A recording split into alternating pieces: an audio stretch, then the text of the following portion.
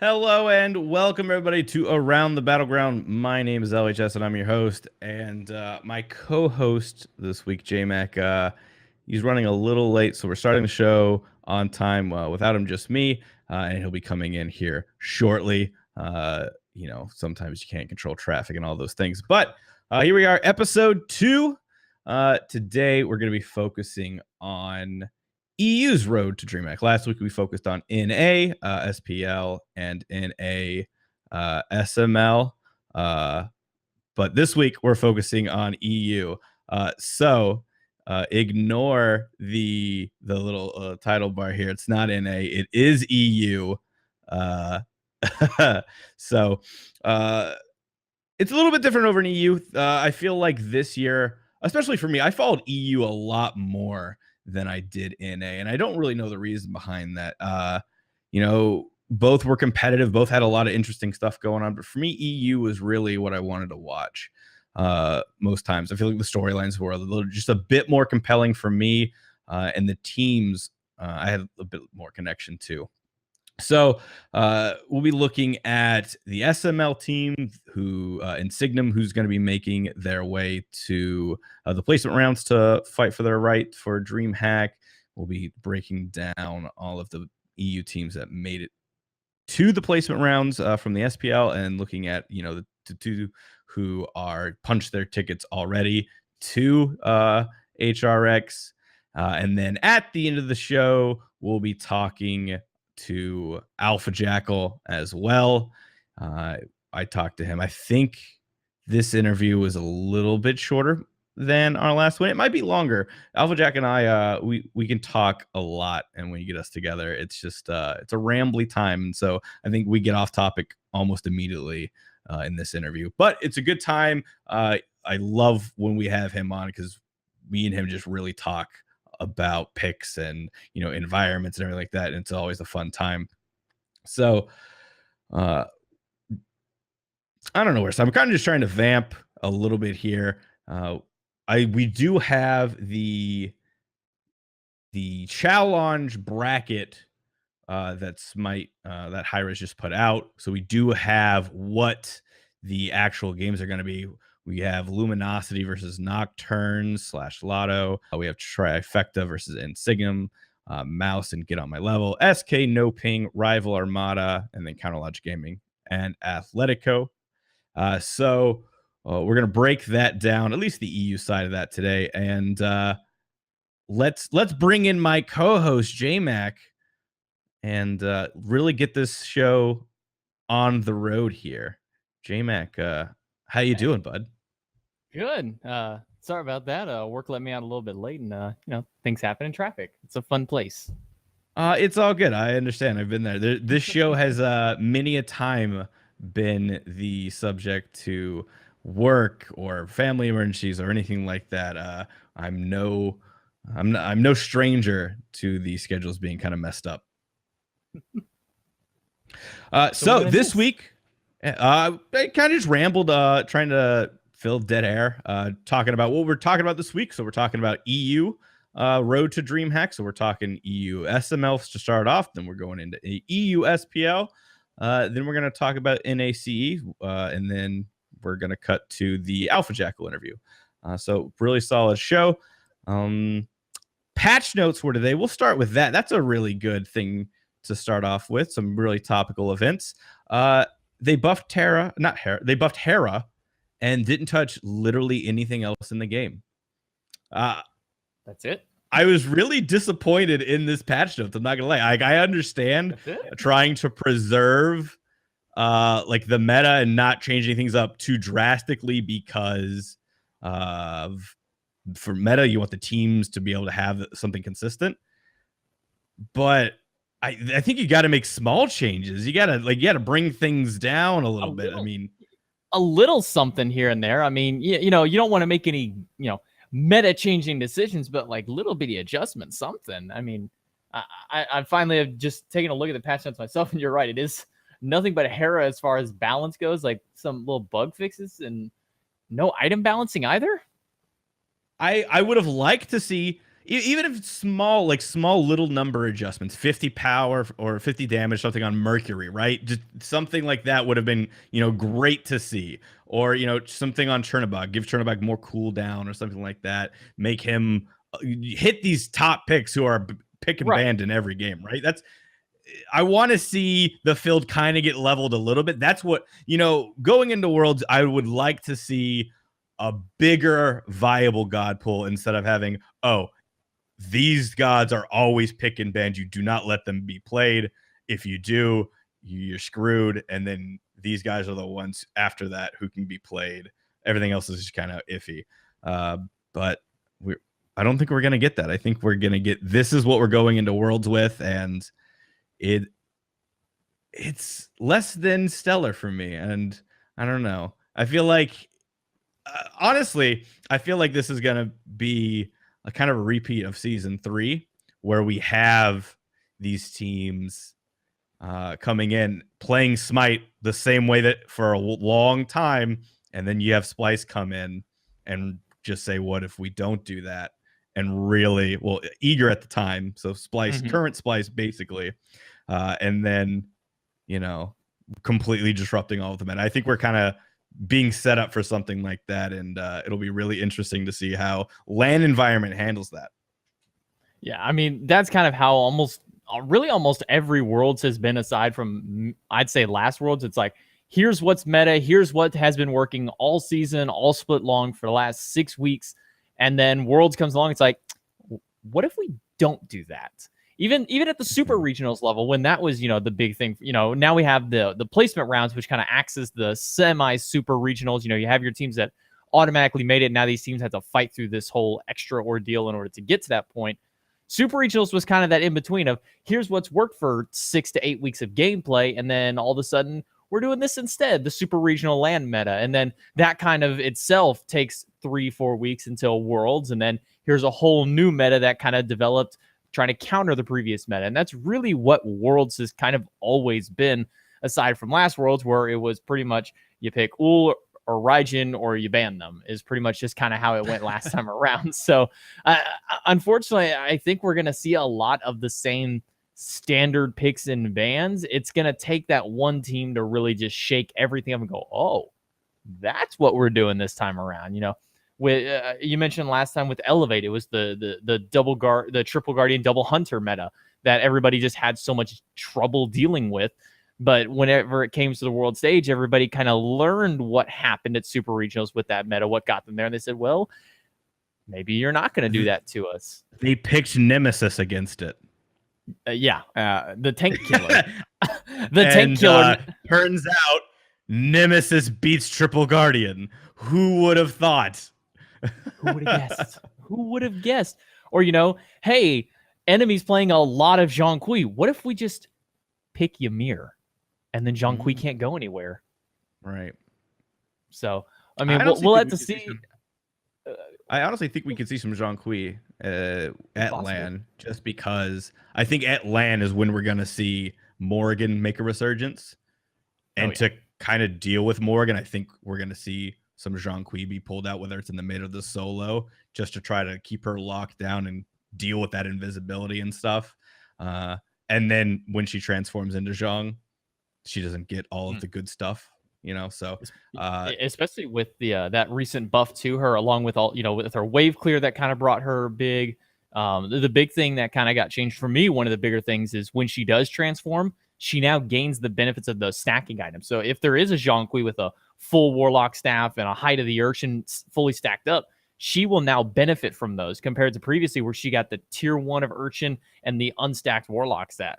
And it doesn't sound like a whole lot for 10 seconds of gameplay, but when you transform into a god and now you're 400 plus HP behind and 30 protections or so down compared to what you think you should have had at that time, that's really a significant difference that I think a lot of people might be kind of sleeping on. Obviously her wave clear being bumped up is a huge thing, but I think that having, and the Bumbus mask as well has kind of been a big rise for her, but I think those benefits of the stack is what really has brought Morrigan kind of up there, along with those extra things that have helped her. Right. there's going to be a lot. There's a very big difference between online play and LAN play. Pings are universal across the board now. You don't have to worry about all that. Some gods become a little bit more viable. You've got support staff right there. Morgan is one of those picks where it's a little risky online. We saw last year, people were picking Morgan and then having bugs and then losing games because they didn't report it and stuff. And so I feel like Morgan, when you're on LAN, you feel a bit more safer. You're not going to have to deal with some of that stuff. And if you do, it's going to be taken care of by admins and everything. And you have like that reassurance. So I definitely think Morgan's just one of those characters that kind of, the LAN is where she lives for the most part, unless you're, in lower leagues and you just, run it anyway. But let's kind of move into our show. Let's take a look at our graphic for what EU teams are going to be at this placement round. So we've got Obey Alliance, Team Rival, Mouse Esports, SK Gaming, and Insignum. Insignum? How do you say that, JMac? I think it's Insignum. I kept trying to say Insignum, but it just kept coming out wrong. So looking at EU, it's, team, it's hard to say, oh, I didn't expect that. I mean, maybe NRG gets swapped out with somebody, maybe Rival gets swapped out with somebody, you look at that and go, okay, yeah, that makes sense, really. But the really focus here for this part is just going to be this Insignum roster, who for all of this year in the SML has either been first or I think they've had 2 second place finishes throughout the entirety of the season 5 SML. And that's pretty impressive. They've had a couple roster turnovers. They had Who to Best as support, and then they moved to Half Devil. Now Half Devil is the support for SK. And now they have picked up Genetics. So their roster is Genetic support, Joshi on Hunter, Death Panther mid, Lasber jungle, and Zero on solo. I think that's how you pronounce his name. Right. But really solid team. I mean, you've got Death Panther, who has got some experience under his belt. You've got Lasber, who's been around forever. I mean, this is a group of guys who, if you're not careful, can really take a game off of you or steal the whole set. EU SML has been one of those leagues where I feel like there's a lot of SPL level talent, but because of the nature of EU SPL, they're not given those chances. So it cultivates a lot of talent at that junior amateur level. What do you think about this team? I think that you kind of hit the nail on the head, as they've been at the top this whole time. And even with the roster swaps, that really hasn't affected their gameplay all that much. It seems that these players coming in have really adjusted well to the teams that they've been put into. Half Devil jumping in place partway through the split, and then he gets taken away. No big deal. So Genetics comes in, and he fits this mold just so well with these players here. Really, for the EU SML, between the Insignum and Optimus Gang are like the 2 EU SML teams that we kind of looked at almost all season long. Almost, those are the 2 teams that these are the guys you're looking at. And for them to come out above Optimus Gang, who's kind of, I think has always kind of been like the crowd favorite. You have Johnny over there, Farrakirk, Fusify, Kaspanify. I believe those are the Russian bros over there in the duo lane, and then Sibi as well. I mean, these between them and then over to Insignum, like I mentioned, these are guys that we've been watching at the very top of the play pretty much the entire season, not just the split, and all of season 5 from spring, summer, and fall. These are the guys. So really, it just came down to which one came out on top. And this time around, it did end up being Insignum. Yeah, I like that you pointed out that the other team in all of this throughout this whole season was Optimus Gang, and that just further goes to my point. Like, Optimus Gang is basically old Burrito. They came down. They were in the SPL. They had a heck of a run. Them and Poppies, and they came down to the SML, and it's kind of a shame because I believe I'm correct here, is that entire team is all Eastern European. And so it's kind of cool what they've done by putting that together. The only other Eastern European team really would be, I think, Rival. I think Rival is mostly Eastern European, right? So it's kind of cool. Like, and I see a lot of like early Cyclone in Burrito, right? Burrito has these moments, like, well, Optimus Gang has all of these moments where they can really deliver, and then the next day they feed their brains out and they look so uncoordinated and everything. So if I really want to see that team stay together, even though they didn't make it to these placement rounds. But I think one of the bigger things for this Insignum roster too is that even with their roster changes, even though they've been at the top for the entirety basically of the year, if you look at all their social media, if you watch them as a team and how they interact with one another, they look like they're having a lot of fun with it. They're not too stressed out. They're kind of carefree, but not to like in like, I don't know what the word I'm looking for but not to like a negative standpoint, and like they're carefree but not careless. I think it's a good way. It's a good way to say it.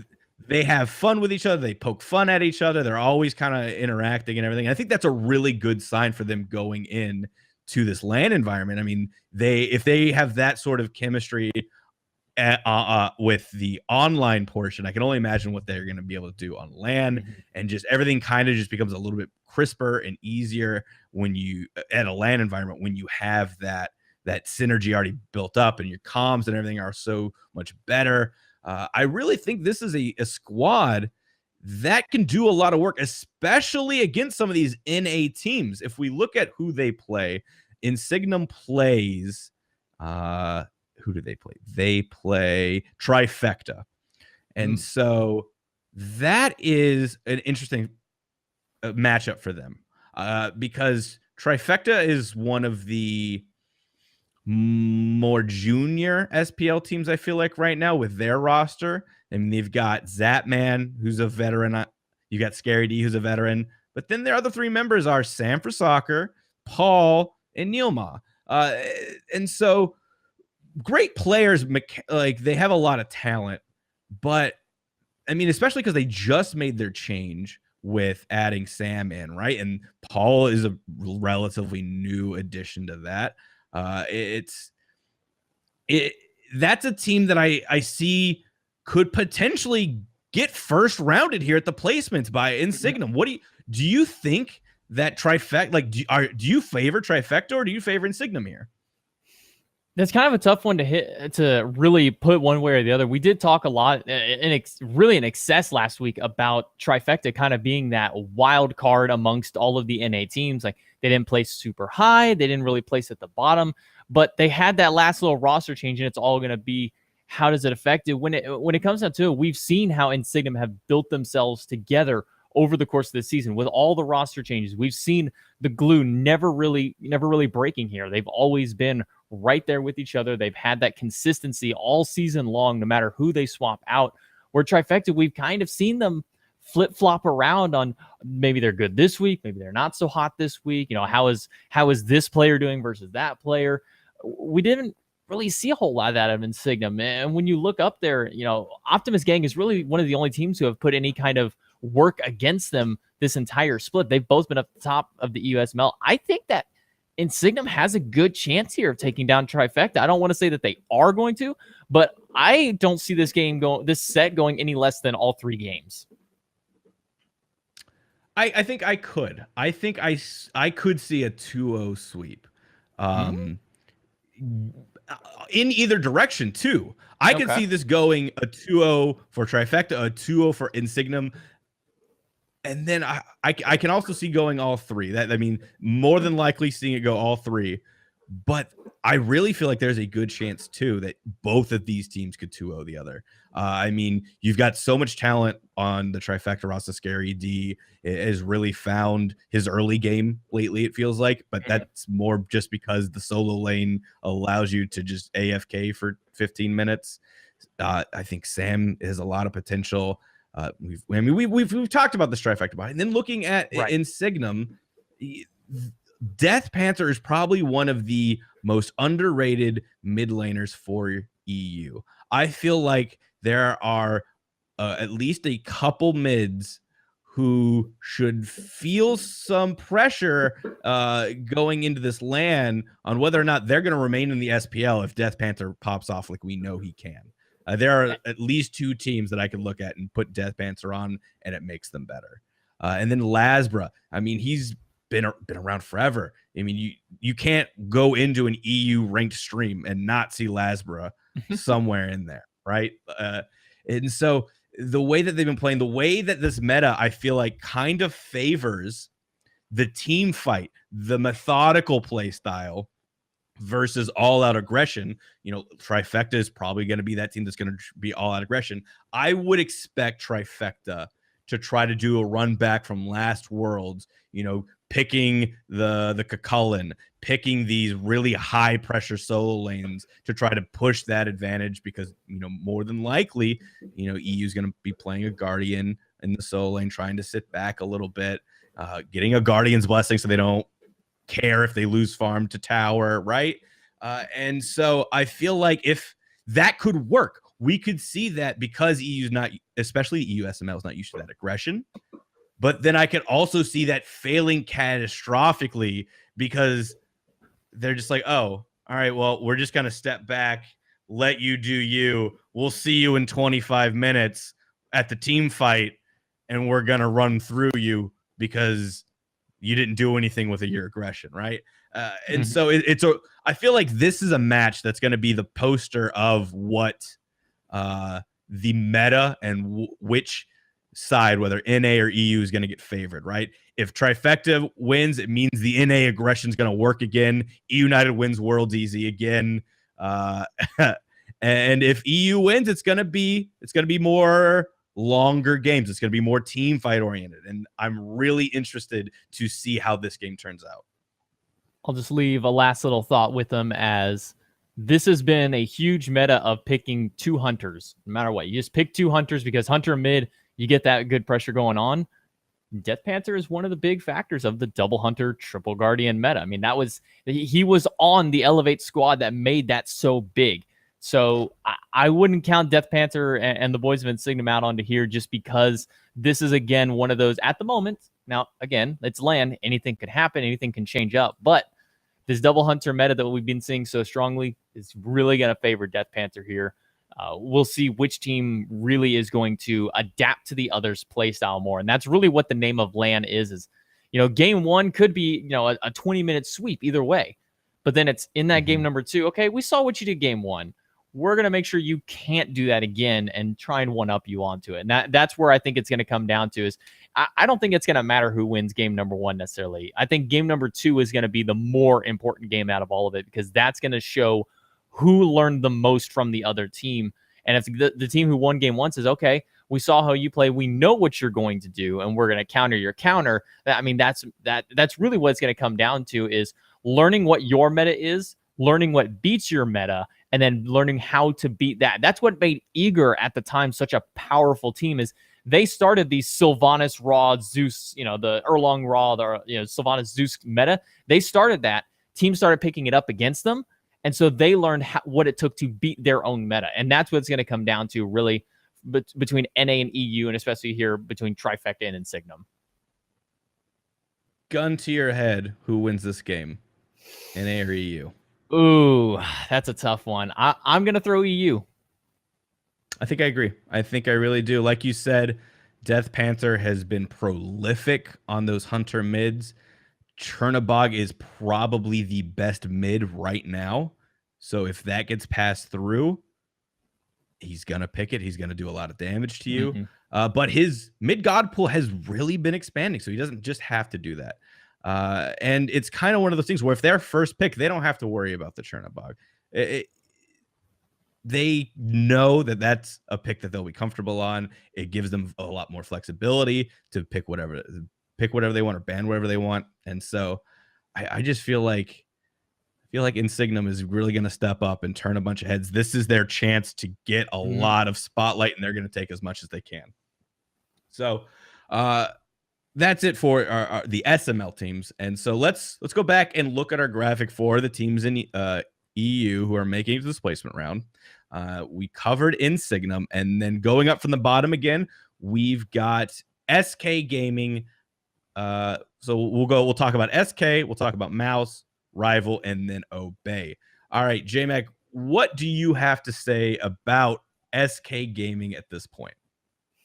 It's a lot of big names, but not a whole lot of big names getting big things done. I mean, Funballer has been around the game forever. Lobster has been around the game forever. Half Devil been around the game forever, and even Fails and Ducky have had their fair share in it, but I'm not seeing a whole lot of teamwork so far with this team. If I'm not mistaken, I don't think that they found a single set victory this split. They may have gotten one. I may be off on it. I'd have to double check my fact onto it, but they can make the plays. But what it comes down to for SK is they haven't been making the plays together so far. They've kind of been, all of them have kind of been their own little shining stars amongst it. When it comes down to those late game team fights that EU loves, I haven't seen a whole lot out of SK. And if they're, and you know, I know that this question may come to you soon, is do you think that SK has that chance? I think of the SPL teams going in, I think that SK has the lowest chance of qualifying for Worlds right now for that DreamHack stage. They have some stiff competition. Their first game up, they got to play no ping, and so no offense to the international squads, I don't think SK has fallen that hard out of the game. I don't think they've lost that much skill. I think they do go on. So realistically, we're looking at SK versus Space Station Gaming. That's not a great matchup for them. No. They don't match up well. The only way that they match up well is if Space Station still hasn't been able to put it together, which I highly doubt that, right? You know, Vin, when they added Vin onto the team, it caused a lot of change. It caused, you know, Andy to change his play style. Their mid play style got changed up. Even, you know, the side lanes, duo and solo, everything kind of gets changed up because before they were funneling everything to Baskin. All of the game went through Baskin. Mm-hmm. Now they don't have that. Now it's a little more spread out. Now there's a lot more options on the table. And I really think they're going to put it together. I think Space Station is going to have a great LAN. And I don't think SK can really take it to Space Station. You look at SK, and their best player this entire split by far has been Funballer. And you kind of feel bad for Funballer sometimes because he'll have games where he pops off and his team lets him down. Last year, I'll never forget when he got, I think he got like an unofficial Penta or something like that. Like he got the deicide and they were like at Fire Giant. They were charging down and then his teammates got caught out of position and then they lost the game. It was like all in the course of like a minute that they had the game in their hand and then his teammates died and then they lost. And it was just like, you gotta feel bad for Funball. And that's kind of what I feel like has happened a lot this year. And it's weird too, because you look at their roster, Ducky been a great player. Lobster has been a great player, right? And there's a lot of attachment there. And these are guys who have been together for a long time. You know, Fails is probably the newest as far as that core guys go. He came off of the Elevate roster and they fit in very well.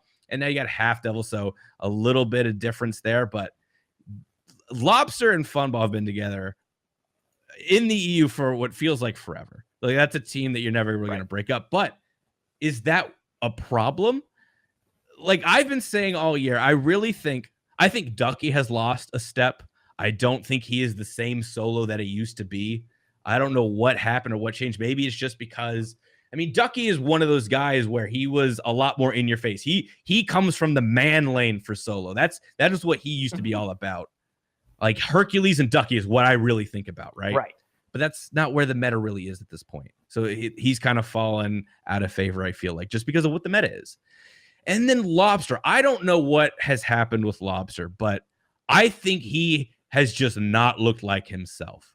And at this point, if you're SK, I don't understand how they haven't tried to make an adjustment at the mid. They made changes with support and it hasn't really affected the game, but then they never really messed with solo, jungle, or mid. I think Funballer has done enough Do you think that they should have made more changes, or are you kind of all right with the way that they've played with their roster situation? I think that some changes need to have been made. Whatever role it had to be, something had to get done to that one. Fails. He's a great jungler. Honestly, I would have liked to have seen maybe Johnny come up to this roster from Optimus Gang. Johnny has been on fire almost every single split of the season. I think he would have made a great addition to this team, kind of fill that gap in that I think that Fails has kind of been lacking for his team. Even when you watch these SK games and when they're really going off, Fails is never really the one whose name is being shouted. Like you said, it's usually just fun baller. And occasionally you might get, Lobster in there with something going on for himself. But for me, I think that mid and right side of the map has really kind of been where the lingering issue has been. I would have liked to have seen some kind of roster change there, whether it be the mid, jungle, or solo, or if they just go with all three of them, make a clean slate and start it back over. I think they waited too long to make an adjustment. I don't know if it was the right one.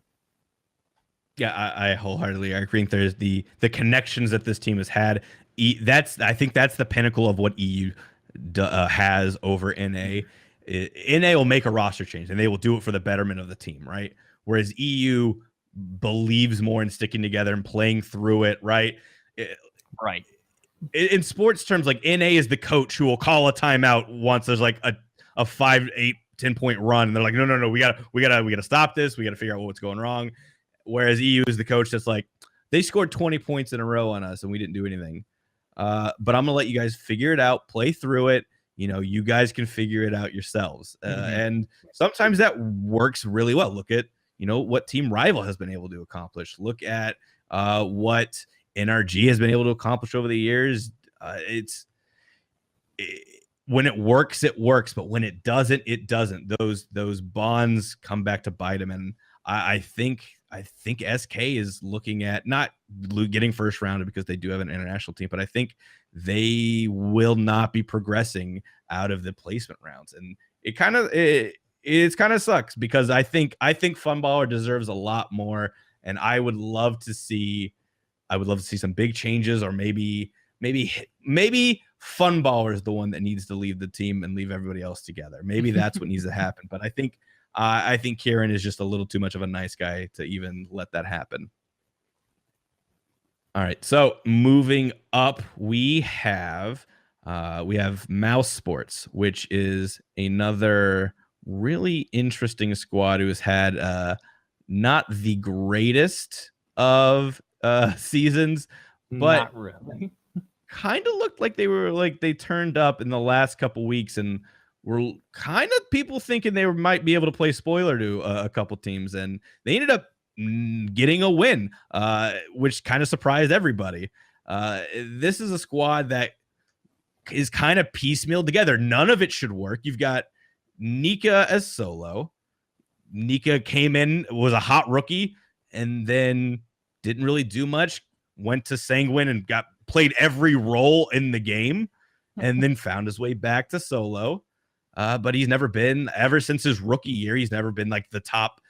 He went from being your Aquarius and Fine OK to being Nika. Like I don't. It's weird. I don't think anybody else has had that really hype first season as much as he did, and then has kind of settled down. He went from being Fine OK and Aquarius to now where Ducky is, where his name just doesn't really get called that much.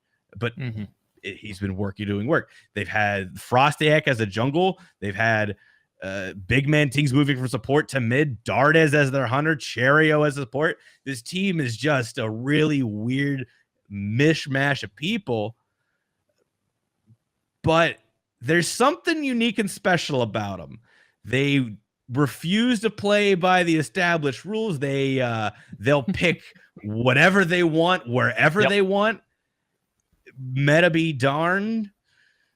And I think that could lead to some really interesting LAN games and really turning some comps on their heads and teams not knowing how to approach them. What are your feelings toward this Mouse roster and where they're at right now? I think where they're at now from the start of the season is really a testament to the roster changes they made right near the midway to end point of the season. They said, you know what, our dual lane's not working. They get rid of what the problem is. They move Cherio, who everybody who watches any pro games knows that Cherio is the guy with 200-300 ping playing every single game in the jungle and still doing fairly well for himself. The problem is Cherio has always had that namesake of being that that guardian role in the jungle. Maybe not necessarily just the guardian class, but he's always playing those tanky bruiser jungles. So why not take that tanky and bruiserness and move it over into an actual support role where he doesn't have to be in a meta right now where the mid jungle is such a relying factor on how the game is going to progress. This guy who's not able to do that because of the way he plays necessarily, push him over to where he can make that playstyle work in that support role. And then bring in Frostiak, who we've known has been an aggressive jungler since his origins way back when.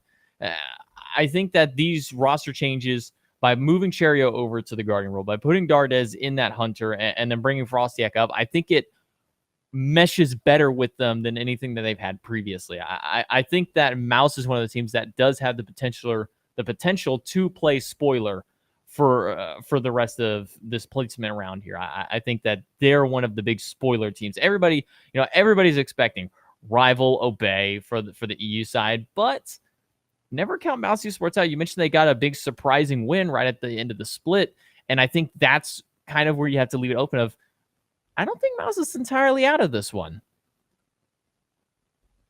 The question you really got to ask yourself right now is, was their win over Rival a fluke? Was that more of Rival just being burned out? And, you put that more on Rival than you do on Mouse playing well. Them getting a win against, they lost the set to Obey, but they did win a game.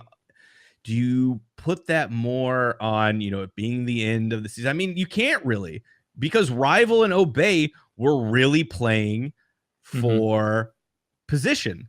And right. Because they were, Obey especially had to 2-0 both of their last games, and then I think Rival had some other stipulations. So they were fighting for that position, and then having Mouse come in 2-0 Rival, get a game off of Obey, it really just sent a wrench into the plans. And I think that speaks a lot more to Mouse than anything else. I think, like you said, this is a squad that has found the groove. They made enough changes. They're the anti-SK. They both were kind of in that similar situation.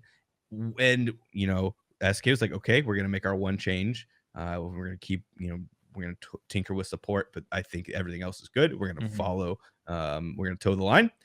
And then you've got Mouse, who was like, no, change everything. This isn't working. We got to do something different.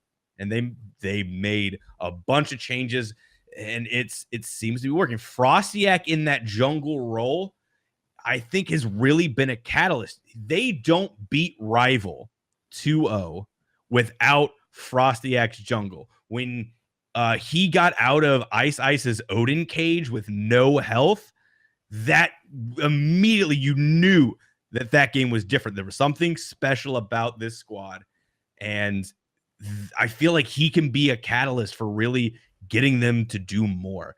Big Man Tinks has been a surprising mid. He's had a lot of really good games, and I think that's only going to get better on this LAN environment. Nika is really coming into his own. Cherry on the support, like you said, is more fitting to his playstyle and what he wants to do.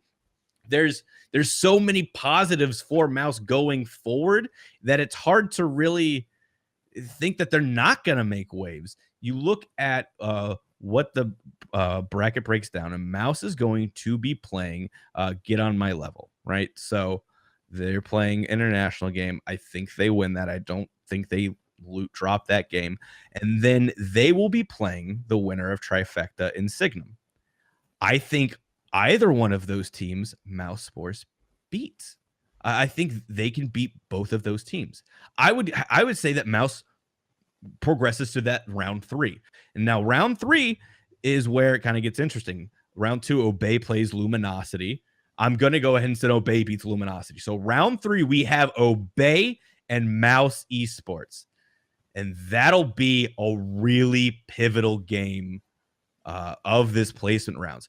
if Mouse can get over their hump and beat Obey, then I think they have a really good shot at making it through the placement rounds. Do you think that Mouse can put it together and beat an Obey who's really figuring themselves out?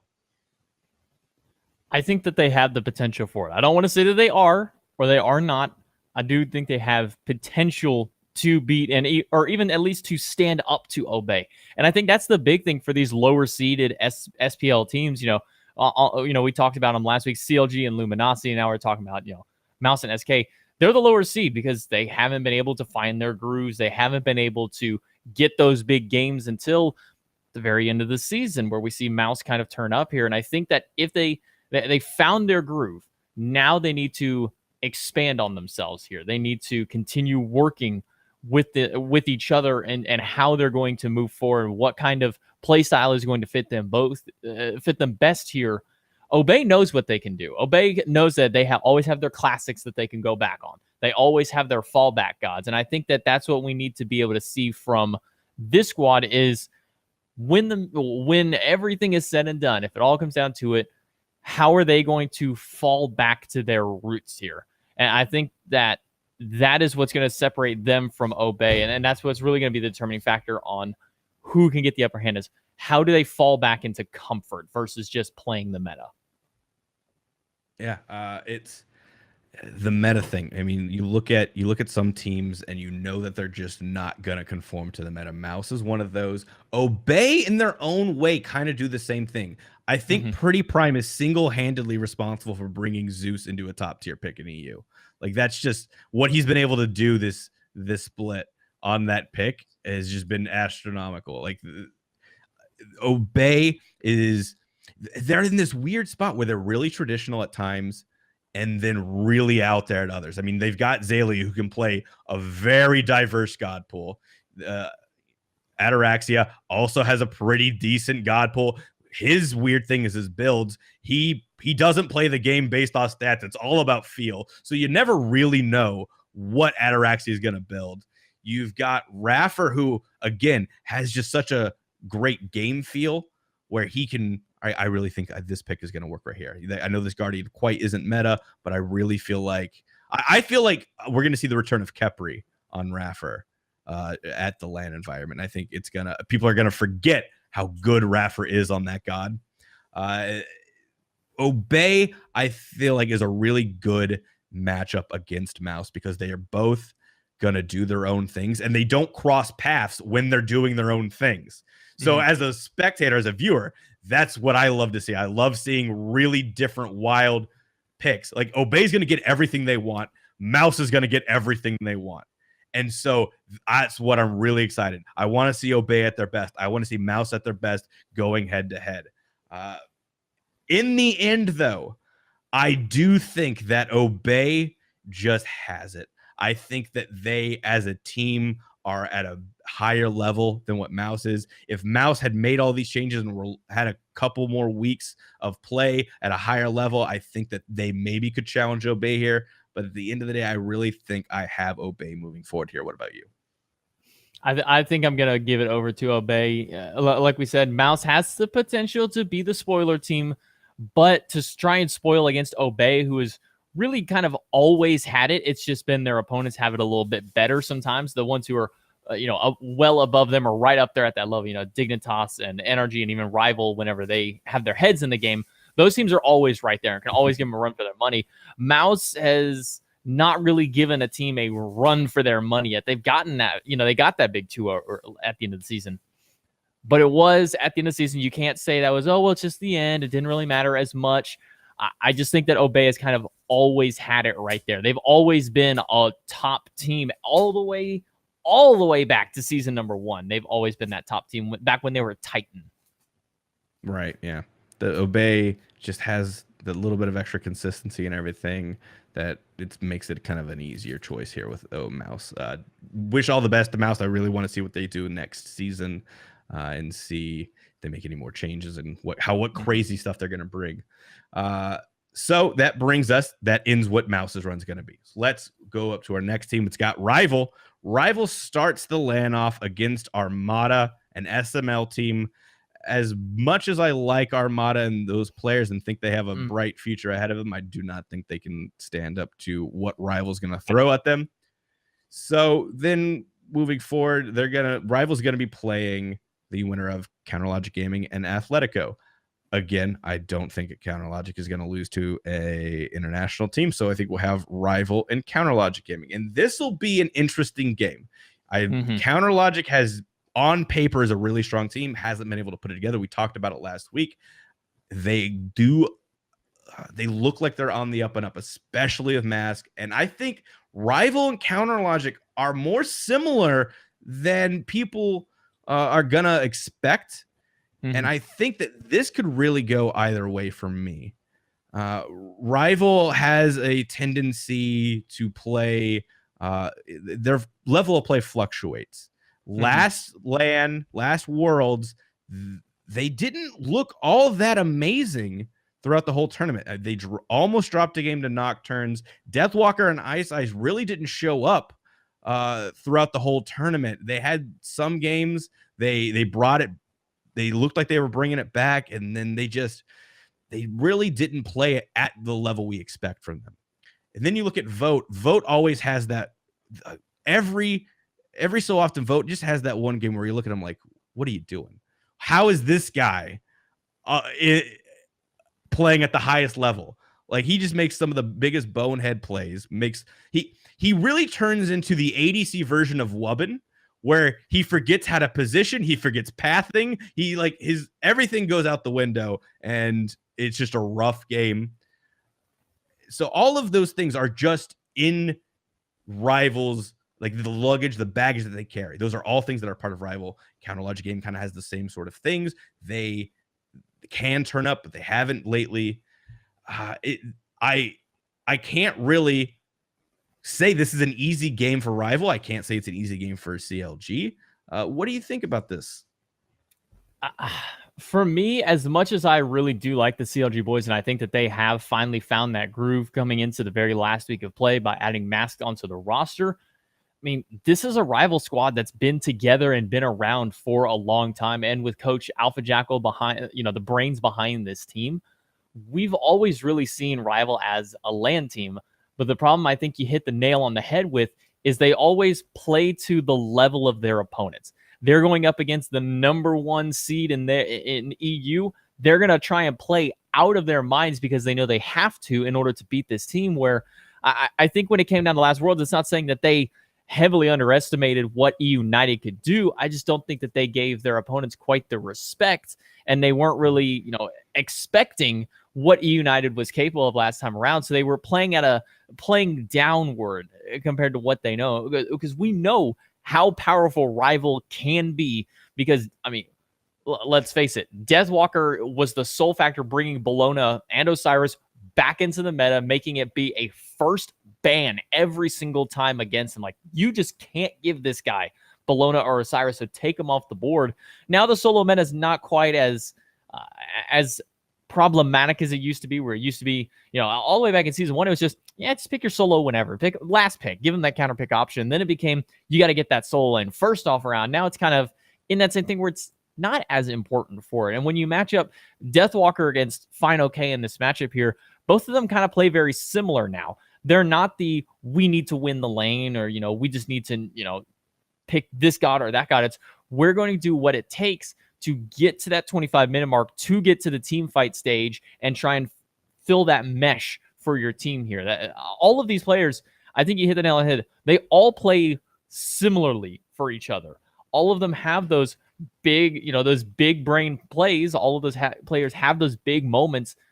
So far for LAN-wise, we haven't really seen it from CLG. We have seen it from Rival, though. And coming into this one, it's really just going to be who gets their head in the game. Is Rival finally going to take the stick out of their butt and say, all right, guys, we got to show up. Doesn't matter who we're going against, play it at 100% every game? Or are they going to just go, well, I mean, we were the 4th seed. These guys were the 5th seed. We know that we're better than this, and we're just going to kind of play not really respecting it. I think that's what's going to come down is who takes the stick out of their butt this LAN and just slams on the gas pedal. And for me, I think that between the two teams, Rival is more capable of going that 100% and just outright dominating their opponents versus CLG. I think I agree. I think Rival goes very far in this tournament, and I think, before we talk about Rival any further, I think we have to address the top-seeded EU team coming into this placement round in Obey. Obey has struggled early on in the season. They really didn't find who they were. They added in Raffer, but nothing really clicked until about, I would say, halfway through the season. I mean, you saw them getting better at the end of the spring. And then summer, they started making progress. But after summer, they really looked like they started figuring it all out. Everything kind of made more sense. And so Obey looks like a really strong team in EU. It's almost indistinguishable between Dig, NRG, Obey, and Rival. They are so strong and dominant right now. And they all have taken games off of each other and made it look hard and easy all at the same time. Obey, their route through this placement round is fairly easy to get really far. I think ultimately their biggest test isn't until basically the winner's final of placement rounds or the round before that. If they end up, they will end up either playing Space Station or Rival. And since we're talking about EU, I think we have to talk about it being Obey Rival in that matchup. That is a matchup that has really become a premier for me. I think Obey NRG and Rival Dig are the two, like, you love to see those games on the calendar. Right. I mean, not to say, like, you love to see all of those teams play against each other, but I really feel like Obey Rival don't have as much edge against each other that they kind of do these other teams. And Obey... it's hard. I feel like they win a lot of matchups on paper right now. I think that Pretty Prime is playing at a higher level than Wolfie is. I think Wolfie has had a serious downtick in production, especially in the latter half of the season. I think Zalia and Deathwalker, that's, used to be Deathwalker was hand over fist, the better option.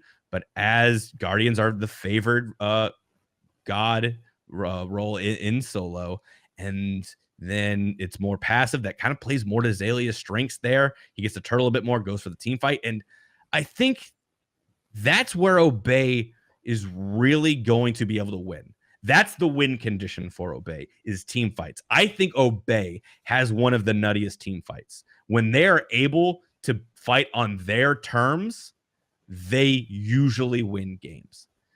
Right. Rival is really good at making sure you don't get to play on your terms, that you're reacting, that you're playing on the back foot, that you aren't doing a lot of setup yourself. But my question to you is, who is playing the better Smite right now, and who's going to be able to execute their game plan to success? I think it's going to be Obey this time around. We know how good Rival is. They were the runner-up to Worlds last time. But Obey has always been at that top level pretty much every single season.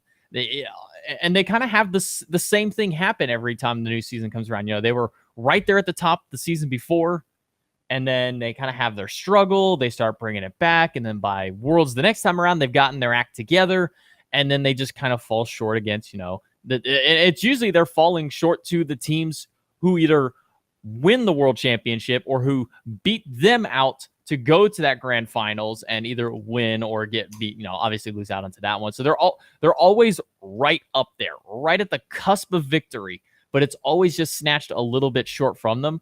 But I think that's the testament to how well these guys have been playing all throughout even Smite's history, and bringing Raffer, trading over mostly for Raffer. I don't think it was a negative for either team here. Obviously, Energy now is seated above them, but I don't think it was just because of that one little change to the support role, because both these players were fairly similar in their play style, and they both kind of had somewhat similar god pools here. And both these, both those supports can flex into whatever the meta provides for them. I just think that Obey versus Rival, Obey just has that upper hand because they've always had that consistency as a team. And I think that no matter what the meta does, they always have their fallbacks. Where Rival kind of, they've got their little one tricks that we've seen a lot. We all know Kala Fafnir. We all know Deathwalker, Bologna, Osiris. We always know those one or two gods, and it's the same side over to Obey, but they've been able to hold that for a long time. I mean, even to this day, Pretty Prime may not have even busted out of Vulcan once, and let's say he doesn't break it out once in 2 seasons of competitive play. We know that if the entire meta mid god pool is gone, he's always got that Vulcan to go back to, and you can always rely on it no matter what. I think that's the thing with Obey is no matter what the meta does, no matter how much you take away from these guys, they've always got that fallback, and they're always going to have that consistency. And I think putting them up against Rival here, I'm going to be giving my edge over to Obey on it. I want to agree. My heart tells me Obey, but that's where Rival want to be. They want to be the guys that people aren't picking so that they can disrupt everything and cause chaos. They feed off of that. It'll be interesting. Whoever wins this too, there's always the chance because the loser goes down to loser's bracket and could come back. So we could see one of these teams win the first set and then lose the second set in the grand finals. That wouldn't be unheard of. That's not outside the realm of possibilities, and that's crazy. These are the 2 biggest teams I feel like, and it's hard to say either way. I think Obey, putting them on LAN is only going to make them better, and having these guys have all been there before. And I think Obey's going to learn a lot from their last LAN experience, the last Worlds experience, and they're going to be able to just solidify it, crystallize everything, and just really come out on top. So I think Obey proves that they are for real. They are the first seed for a reason, and they come out on top in the placement rounds. All right, so that's enough about the EU SPL. Now we get to move more solidly. Why did I say that so weird? More solidly into JMac's realm of expertise with NACE. And we just had the winners bracket finals. How did that go, JMac? It was, I don't know. I mean, your team, we know it's kind of funny how this all worked out. RIT being your team here. Honestly, kind of shocked me throughout the season. It was one of those teams that we looked at in the previous collegiate scene that I sat down and I looked at, competitive experience of all these teams. And RIT was never at a bottom point. They were never at the point where I'd say these guys have no chance whatsoever to make it through because they placed 3rd last season in their division amongst AVGL. Now, comparing them to the other 3rd place teams that made through, I'd have to go back and really look and see what all points were put there for them and see if they'd be able to match up to them. Their fault was going against the super teams that we always like to call them. But when you break them down into this one, they were a team that I ranked in the middle ground. And the reason I ranked in the middle ground is just based off their wish-wash performance that I saw last split. In the last season that we saw collegiate, RIT was never that solid dominance or, that solid, holding point. They always had that one really good game that they had where they got the win, and then it'd be kind of kind of that in the middle. So that's kind of where I had to rank these guys as RIT has that chance, but I just got to see some big improvements, and we've seen the improvement this season. They made it to the semifinal matchup, and I think the big testament for RIT is that they've had probably the best performance against the number 1 seed now, University of Illinois Meerkats team, who did end up winning the winners finals matchup 2-0. I think that RIT has had one of the better showings against them. In the previous semifinal matchup, it was Shawnee State University up against UIUC, and Shawnee State did not stand a chance against them. It was a 19-minute game 1 and a 16-minute game 2. It was just Illinois just slapped them around the battlefield is all they did the entire game, especially game 2. It was just Shawnee would try. They would try so hard to get something, and Illinois would show up and just say, "Hey, what are you doing, guys? Like, get out of our jungle. Get out of your lane. This is our lane now." And that's just what it felt like watching the Shawnee State game. Unfortunately, we didn't get to stream those just because of the whole, patch getting rid of replays and things like that. So unfortunately, we weren't able to broadcast the set, but I did get a chance to watch that. I didn't fully get a chance to watch the RIT ASU set just because of that reason. I got to kind of get glimpses and shots into here. But if we're going based off the history so far that this bracket has shown us, and unfortunately, I don't know if you have a graphic for the bracket here, but I'm looking at okay.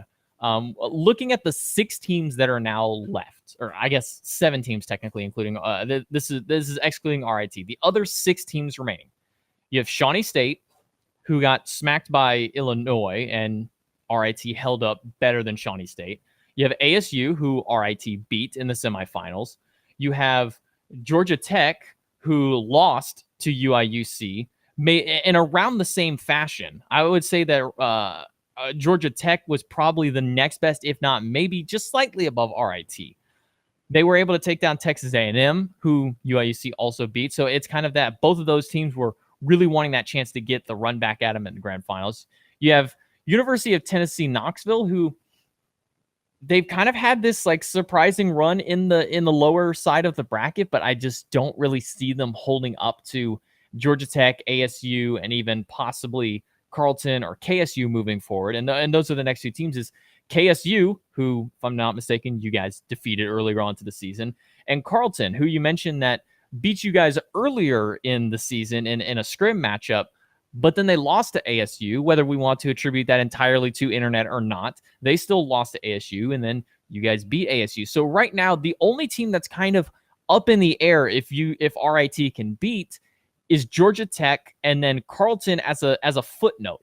Carleton at 100% because they want their revenge.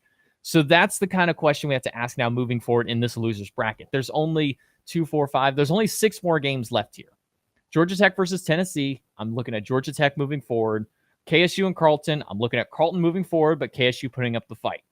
Carleton versus Shawnee State. I'm pushing Carleton forward. And then ASU versus Georgia Tech. I'm still probably putting Georgia Tech just a slight edge above that one. So now we're looking at Carleton and Georgia Tech. How does RIT stand up against those? And that's thrown over to you. Yeah, it's interesting. I think Carleton does what they do very well. If you look at the tape on Carleton, their strategy is united from Worlds. They are looking to aggress. They're looking to push their leads. They're looking to invade, get big and beefy, and try to really have the game locked down by that 15-minute mark. You can't really end games unless you're Meerkat's team before like the 20-minute mark usually. But they want to put you so behind that you can't really fight into them. And we've seen that's how ASU really beat them, is that they were able to kind of stick around, be annoying, be a nuisance for long enough that they kind of caught up. And then Carleton didn't look that great in the late game, in the team fighting stage. They really they are much more polished at the early game. And so if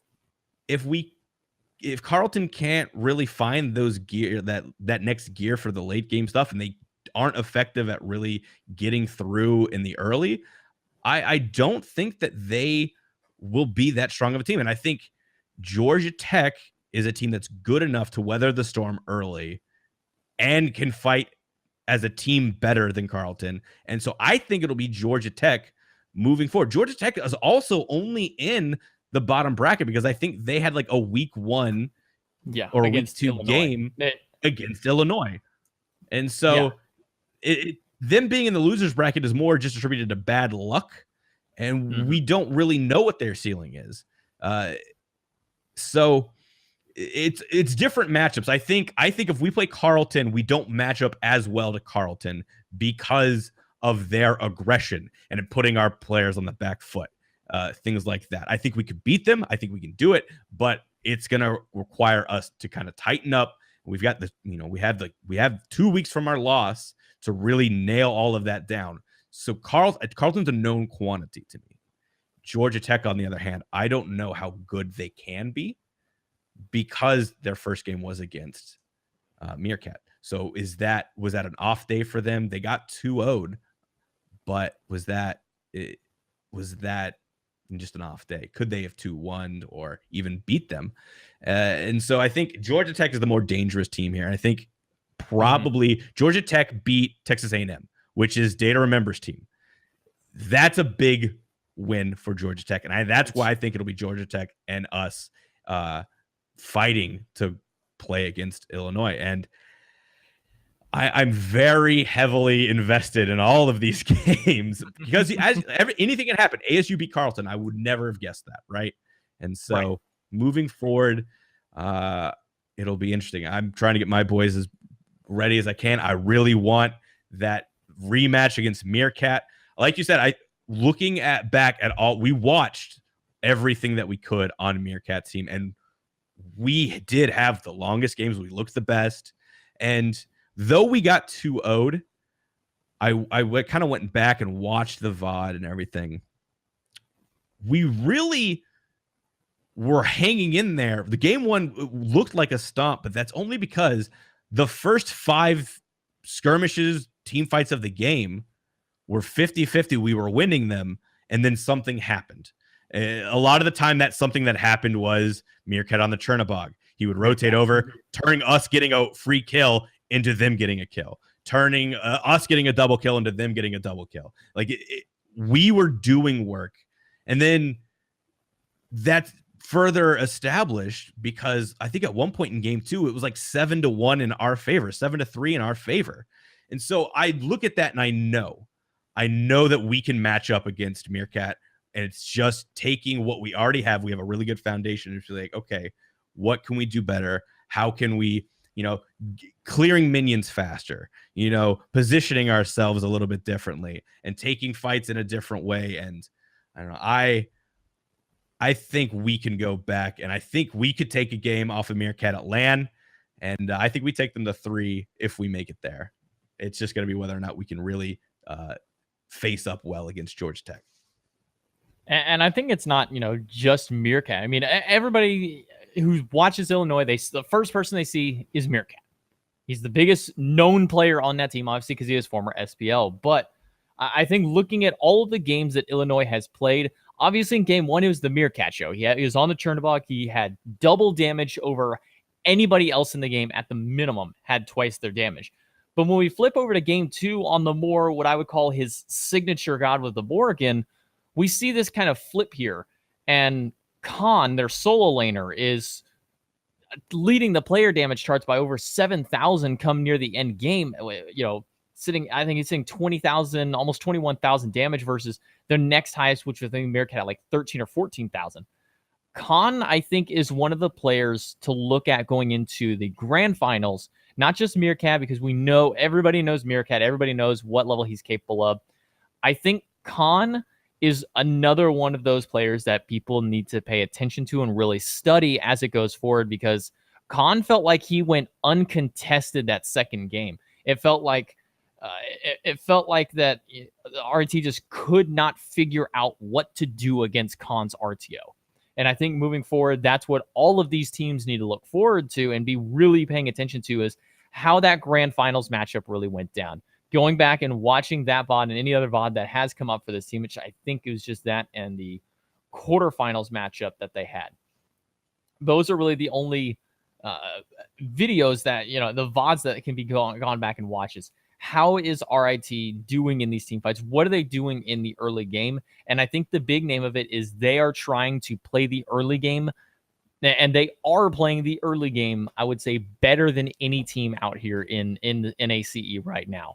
And I think that that's what needs to be focused on, is how do we stop their roll early on? Because you guys look like you found it in that second game. You guys look like you had the answer to how to slow them down, but then it was one little misstep here. We rivaled a gold here. One little objective mishap. And I think that was the thing, was RIT is one of the better objective-minded teams that have shown up. It's very rare that you guys have dropped an objective outright. Usually you just say, okay, we're done with it, or you get it, you commit to it, you snag it, and maybe you get a kill or two, or you just drop your one support or so on, and you get out of it. But in the matchup there, that was the shakiest I've seen RIT on any of their objective play throughout. And I think that in these 2 weeks, the scrims that you guys have through, no matter who you're playing up against, whether you do scrim some of the bigger names, maybe some SML teams. If you do get a scrim against Illinois, whoever you guys scrim against, I think that early game is one of the primary focuses that comes through with it. Is how are any of you 7 teams left going to face up against the early game of Illinois, and how Meerkat, Berg, and Kahn really push that forward. And I think that you kind of hit the nail on the head. Is you know what KSU is capable of, you beat them. You know what ASU is capable of, you beat them. We know what Shawnee was capable of because UIUC kind of dominated them early on. And I think that they, and no offense to Shawnee State, they are a solid team, but I don't know if it's they just didn't show up that day, if their head wasn't in it, but they just looked like they didn't even really belong to even stand in the same ring as them come that second game. It was just not, it was a really odd performance coming out of them. And then Tennessee, another team that we haven't really seen because they got knocked down into the losers bracket very early on. In fact, I'm trying to double check to see who knocked them out. It was ASU who knocked Tennessee out. So knowing this moving forward, Georgia Tech very likely to beat Tennessee because Georgia Tech stood up to A&M, and ASU is the one who took down Tennessee. So even if Tennessee does have that, that chance to beat Georgia Tech, ASU is waiting right around the corner for them, who defeated them the last time here. So really the teams that you said you're looking out for, and I wholeheartedly agree, is what is Georgia Tech going to do? They had a round 1 against UIUC that just, you said it was a bad luck draw. It was a random seeding, and they just happened to be against a top team round number 1. But ever since then, 2-0 domination, 2-1 against UGA. I don't know exactly what happened in that UGA matchup for them, but Georgia Tech is showing that they can still contest with the top teams like Texas A&M with Day to Remember. That was one of those other teams that were predicted to be at that land stage. Now Texas A&M is gone, and there's still 3 more rounds of play to go. So right now we're looking at what is Georgia Tech going to do in this match against Tennessee, and how are they going to perform against ASU? And then to the bottom side, most likely, how are they going to perform against Carleton? And then the final answer to that is, how are those 2 teams going to fight against RIT moving forward? And how is RIT going to improve themselves over these next 2 weeks? And that's the big thing, is it's a 2-week period of no official competitive play for RIT. And it's kind of, using a football term, it's icing the kicker in this case. RIT made it all the way, and then they got shot down. It's awesome. Yes, you guys get this guaranteed spot in the losers finals to get that second chance, but you just got to wait so long. And I think a lot of homework needs to be done between the 7 teams here in this losers bracket stage right now. A lot of VODs need to be watched. A lot of homework needs to be done to see what it's going to take to bring these guys down. I think the biggest saving grace of everything right now with the losers bracket, with this tournament as a whole, as we get to these later stages, and especially for RIT, because we have that huge waiting period, is that the meta isn't changing. Right. So we're not having to come up with new picks. It's literally refining pick and bans, having comps at our disposal and at the ready. And I think that's what's going to allow us to have a little bit of an upper hand in this loser bracket, because Georgia Tech has to focus on Tennessee. They have to focus to play against them. Then they got to focus on ASU. Then they got to focus on, Carleton if they make it. And then Carleton, the same thing. They've got to focus on all these teams. We get to have the privilege of kind of just like, we're refining ourselves and kind of what we definitely don't want to play or what we want to make you play. And that isn't something that can be said a lot of the time for teams. I think because of who we are, me as a coach and everything, like that's just kind of that upgrade that we have that really makes us a little bit different than everyone else. And I'm busting at the seams I want that. Like the next day I was like, we got to do this. We can do this better against Meerkat. We almost had it. All this, like I was really annoying my players. Yeah, I bet they loved you. They probably blocked you on Twitter after that. Yeah, absolutely. So that's it for NACE. We'll try and update that as much as we can next week. It'll be we'll know a lot more next week when we do the show than we do now, as far as who's playing who and what's at stake. But that's it for the live portion here of Around the Battleground. We're going to move over to our pre-recorded interview with AlphaJackal. And this time when I pre-recorded, I remembered to throw the outro. So we will not be coming back after the interview. It'll just be the end of the stream. So thanks for watching, everybody. JMac, you got anything you want to say to the people before we leave? If you want updates on NACE as the weeks go through and as the days pass on, you can always follow me onto my Twitter down below.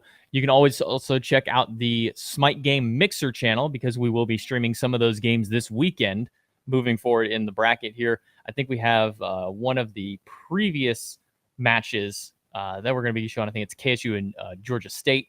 We might be looking to have one of those ones, but it's always up in the air. You never know what team we might bring out there. So just be watching the Smite Game Mixer, because like we had Wednesday night where it was me and Finch doing the winners finals, we could have anybody come on alongside me on Sunday, this coming Sunday, and then as the weeks go on, seeing any of these matchups come through. So if you want to catch some of the NACE action, the new hub for it is going to be on the Smite Game Mixer on Wednesdays and Sundays. This Sunday is going to be kind of what are these remaining teams capable of, and even on Wednesday, it's going to give us a lot more information, like Zach said, who we can talk about in the next week, because after that, because this is what, we got 4 rounds of play left, so it's going to be boom boom, and then after next week we talk about the semifinals and the grand finals, and then after that it's done. We come back the next week and we just talk about what is the LAN final, what is LAN going to look like. So for all NACE information, you can follow me down on my Twitter. Hit me up in Discord anytime if you ever get a chance to. I'm more than happy to sit here and, as Zach and many people know, I can sit here and talk for hours and upon hours just about collegiate Smite and the players that we have seen come through at this league. Absolutely. So yeah, follow JMac. Look out for him streaming on Mixer. I as well stream on the Mixer Smite Game channel. Mondays and Fridays are my times. So come out and watch me. And try not to feed in those games. It sometimes goes well, sometimes it doesn't. But it's always a fun time. So that's it for us. We're going to throw it now over to past me in our interview with AlphaJackal. It's a really fun time. Hope you guys enjoy it, and we will see you next week. Enjoy the interview. Hello and welcome everybody to episode 2 of Around the Battleground. This is our second interview, and in keeping with the tradition from last week, we are interviewing another good friend of mine and of the various shows I've done. We've got the coach of team rival AlphaJackal. How you doing, buddy? I'm doing fine. How about yourself? I'm doing all right. It's been an up and down week so far. Last week we relaunched the show with Around the Battleground and had a lot of fun there. Got picked up. I'm now doing Mixer streamers for Smite Game. I think it's every Monday and Friday. The low point came. So I don't know if you know this, but I know you know this because I go to you all the time and I'm annoying. I'm a coach for a collegiate Smite team now, and we went to winners finals and we lost to Meerkats team. So now we're waiting for losers finals and to get our ticket down to Atlanta. Yeah, it was a lot closer than I thought. I mean, we went up against Meerkat, right? So a former pro, like just really well connected and around forever, and we kept it a lot closer and tighter than I expected, really. So I'm really, really excited to get another crack at them at LAN because I'm pretty confident about this losers finals. Hey, LAN is always a different environment, and you have good information on them for the grand finals in Atlanta. So all the best to you. Yeah, thank you. Maybe one of these days we can get a scrim between my team and your team. Whatever you need. Like sports teams, like the first game of the season, they play like a really easy cupcake team to build confidence. If you guys ever need a cupcake team to beat up on, if you ever need that, we're available. All right. Oh wow, it's been a while since we've kind of talked through one of these. I want to say the last time we really did one of these, I think I was working at High Res. I think I was interning. I think it was last summer. Yeah, so it's been a while. I think that was the last time we actually properly sat down and talked as well. I mean, we have kept in touch. We have talked occasionally through like Twitter DMs or Discord, but sat down and interviewed in a long time. It's been being connected with Smite. I kind of stepped away from Smite a little bit, and now I'm kind of coming back and picking up all of these friendships and stuff, really kind of getting back into it, talking to people. I mean, I kind of missed being a part of, those groups and everything. So love talking to you every time we do it. We always kind of, we always find something to really like, some minutia to really get into and explain away. And that's kind of what I love, like interviewing you with, is like, we always get into something nitty gritty and it's always great. But there's always something that you think is going to take 5 minutes to discuss and takes 30, for example. Yeah, exactly. It happens every time. And it's the boon and the curse of the show, is like we're such good conversationalists and being able to talk to people on the show. But then it's like, oh, we were only supposed to have this 30-minute interview. Oh, and it's been 2 hours. So it's kind of rough. But that's sort of goes to the editor's problem then to cut it down to 30. Oh my god, yeah, like trying to like cut out like, okay, what part of this actually isn't that good? And you're like, well, damn it, all of it is really good. So it's been a year, over a year now. So because it would have been before August that we talked last year, but focusing on season 5. I don't know about you, but I was thinking about this, going into this interview, is that season 5 is relatively, compared to other seasons, it's a short season. Really, the competitive season has been pretty short, but it feels like it feels longer than last year. I don't know if you feel that way, but it feels like season 5 is kind of like stretched out a little bit. It definitely feels like it's been a bit more laborious in terms of the overall season game time. I think that just comes down to the fact that in season 4, each split was slightly different from each other, but with season 5, each split was exactly the same. 6 teams, you play each of them twice in the best of 3. That's it. Yeah. I was thinking about it. I was like, I just couldn't put my finger on it. And then I think what you're right, what you're saying is right. Like season 4, there was a lot of variety in like what season 4 happened, and season 5 has been a little bit more like, even in meta, season 5 has been pretty consistent. I don't know whether that's really a good thing or a bad thing. It's a little bit different than kind of what we're used to. Like I feel like previous seasons had like wildly shifting metas. Like you are seeing some crazy stuff, and season 5 is, at least for the last 2 splits for sure, have really been locked in on kind of the same idea and just really refining that. And usually we don't get to like the refining stage until World Split. To me, that's just the fact that some of the top picks in the meta have transitioned very well from one to the next. During the mid-season, we had this big patch where they tried to change a lot of different things, tried to change a lot of the meta, but some of the top picks like Athena, along Shen was kind of okay back then as well. He's sort of skyrocketed as well right now. Chudabog as well. Baron Samedi came out, and they just fit the same play style as they did between the 2 transitions, and they were strong in both. That kind of it kind of makes me wonder if we're gonna see a kind of season 3 repeat where one team's gonna come into LAN where everyone else has kind of been doing the same thing, and like Smite's been played the same way kind of for a long time, and then you've got Eager coming in like, but what if we did this? And they completely change everybody's play style up, and everyone's like, oh crap, why haven't we been doing that? That's obviously what we got to do. We got to play that way.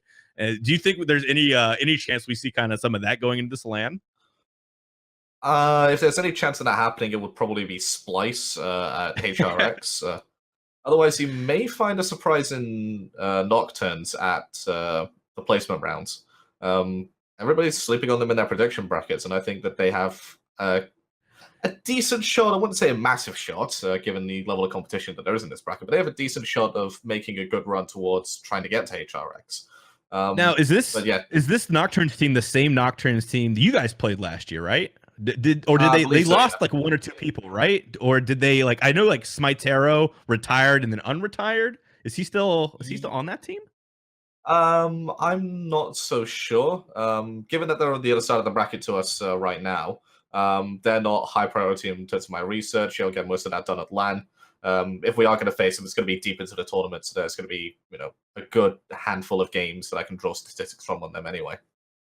Yeah. If it is the same team, I think I would agree with like sight unseen, just based on last year. I mean, I know you guys you kind of picked the troll Thoth ADC against them, but that's not where the breakdown happened in your guys' game early. They got the kills on the solo side of the map. And I think that was what was important, that people kind of overlooked, that Nocturnes could play with you guys.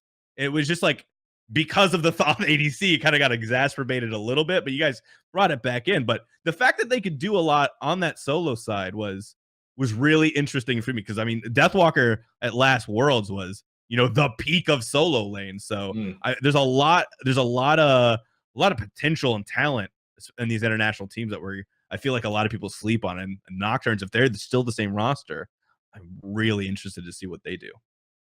The way I think about Nocturnes is, last Worlds, they came close to beating us. The only reason that they didn't was because they couldn't finish off their lead into taking down the Titan. They've had one whole year of Smite to change that, to work on that, to fix that. And if they've analyzed it, if they've had a look back and actually fixed that problem, they have a real shot of actually going to HRX, in my opinion. Yeah, I mean, you look at, because that was a young team.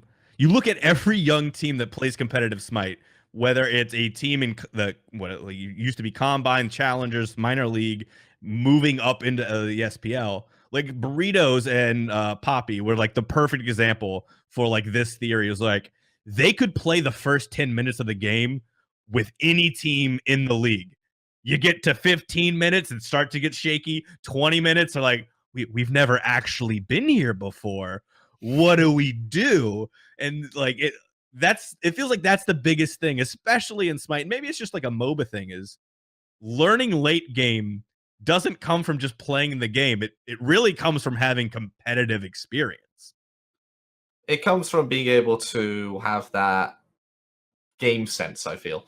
You can play the early game 1,000 times during the course of a year, because you're playing 3 games of Smite a day. Each one of those early games is probably going to go near enough exactly the same, especially if you're playing something like Jungle. You'll learn your first basic rotation, second one maybe the exact same as well. But when it gets to 15, 20 minutes, each one of your rotation patterns is going to be unique, because one game your dual lane could be 20-0, the next game it could be 0-20, and you have to adjust, you have to adapt. And the international teams and the teams that don't qualify for all the lands, the teams that are new to the SPL, they don't have that same experience that the more experienced teams do. Yeah. The game sense, I think that's like hitting the nail on the head right there. Is just because, I mean, and that's such a ubiquitous thing. It doesn't even come from just like playing the late game. I mean, you look at the difference just between a team that's been playing and has that game sense versus like a newer team, and just their builds. I make fun of like some of my Smite kids, because they have one build that they build on every god they play in that role, and they don't really kind of change it up, and they don't know how to like, oh, I could build an Ichabod here on my Hunter? What are you talking about? I'm like, yes, like if you could do that in these situations. Like, huh, I didn't even think about it. And I was like, oh my God. So try to teach, just being able to like look at the other team and decide, do I want to go into this XC right now, or do I want to push my lead and box and get the Ichabod? Like that is something that truly only comes with time, is being able to pick up those different builds. Mm-hmm. But so enough about Nocturnes. Let's focus back on you guys as rival. I think we found like our tangent topic in Nocturnes right off the bat. We get into it. That's going to take a good chunk of the interview as a whole. So you guys coming out season 4 to season 5, you guys runner up to Worlds. You guys predominantly had a really strong season. You guys came out like a bat out of hell, really kind of picked up where you left off. You guys, at the start of the season, I want to say, you can correct me if I'm wrong, I do believe the first objective that you tried to secure, you lost again. And that was like the biggest meme, I think. I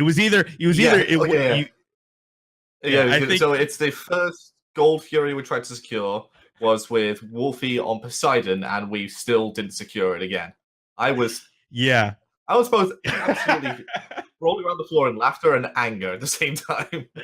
Yeah, you guys have gotten better about your objective secures. I mean, the term rivaling an objective is still tossed around here and there, but you guys are working on it.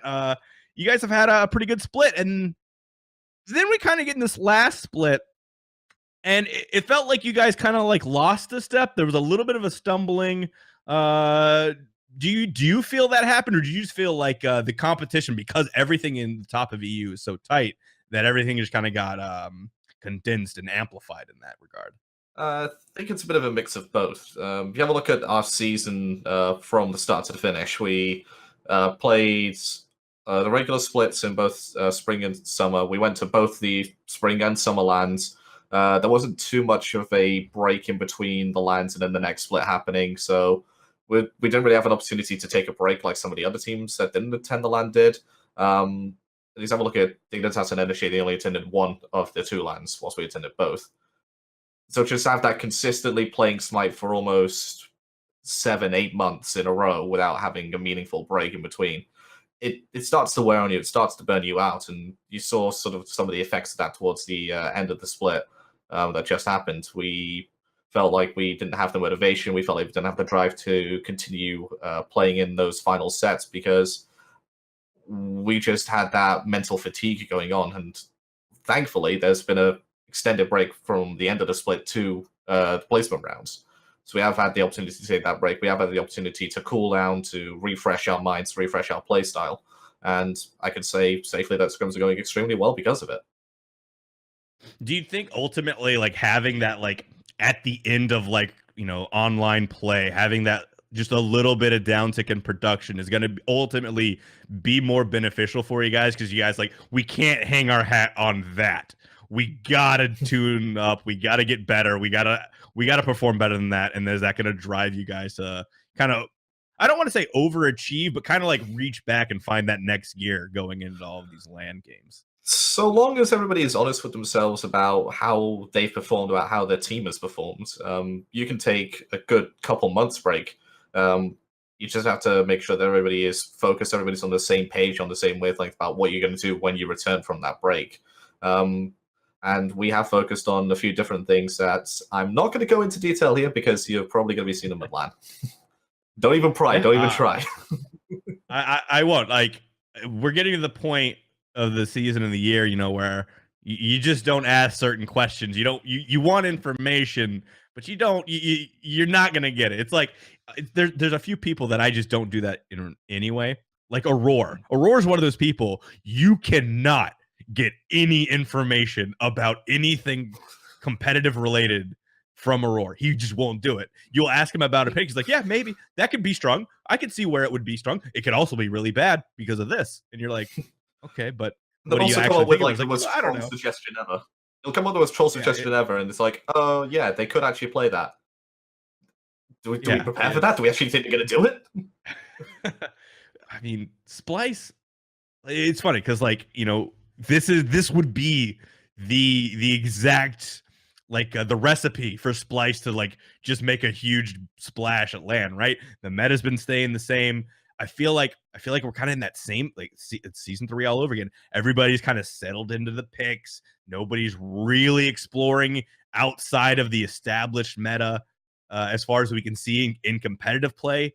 And then that door is open for somebody to come in and just be like, but what if we didn't do that? And, like, whether or not it works is, like, I don't know. It's such a weird thing to be. Is it?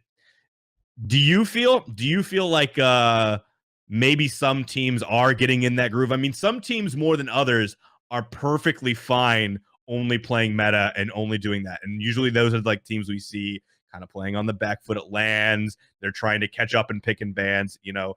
We have a history with certain teams. I'm not gonna point out to anyone in particular, but we those teams do exist. And then you have other teams who are, like, in their scrims, they're playing crazy shit that they're not really planning on bringing out, but they have it in case. What do you feel like? Do you feel like we're in that point where people are kind of just settled in, or is there significant testing behind the scenes? I don't want to go into too much detail on this question, but what I will say is that 9 times out of 10, you are going to see teams bring out something that you won't expect. Maybe not for the entirety of the LAN. Maybe it's just going to be for 1 or 2 games. But I would say, bar a couple of teams, every single one of them is going to have this unexpected wildcard pick. Splice, on the other hand, will probably have 7 in each position. It's so difficult to research the Splice. Like at the beginning of the split, I actually had Splice going in a second in NA, and lo and behold, they actually came second. Sorry to all the Space Station fans out there. I just had faith in Splice and it got repaid. But then let's go back to haunt us, because if we finish first at this placement round LAN, we face Splice. And you can't research Splice because they'll just bring out whatever they feel like bringing out. So any notes that I take, anything that goes, oh yeah, they picked that in week 5, week 6, they'll probably bring that out of LAN, just goes out the window, and I have to basically just put like a random wheel behind me on the picks and bans, just spin it and go, they're going to bring out Hades Solo. We're going to ban it.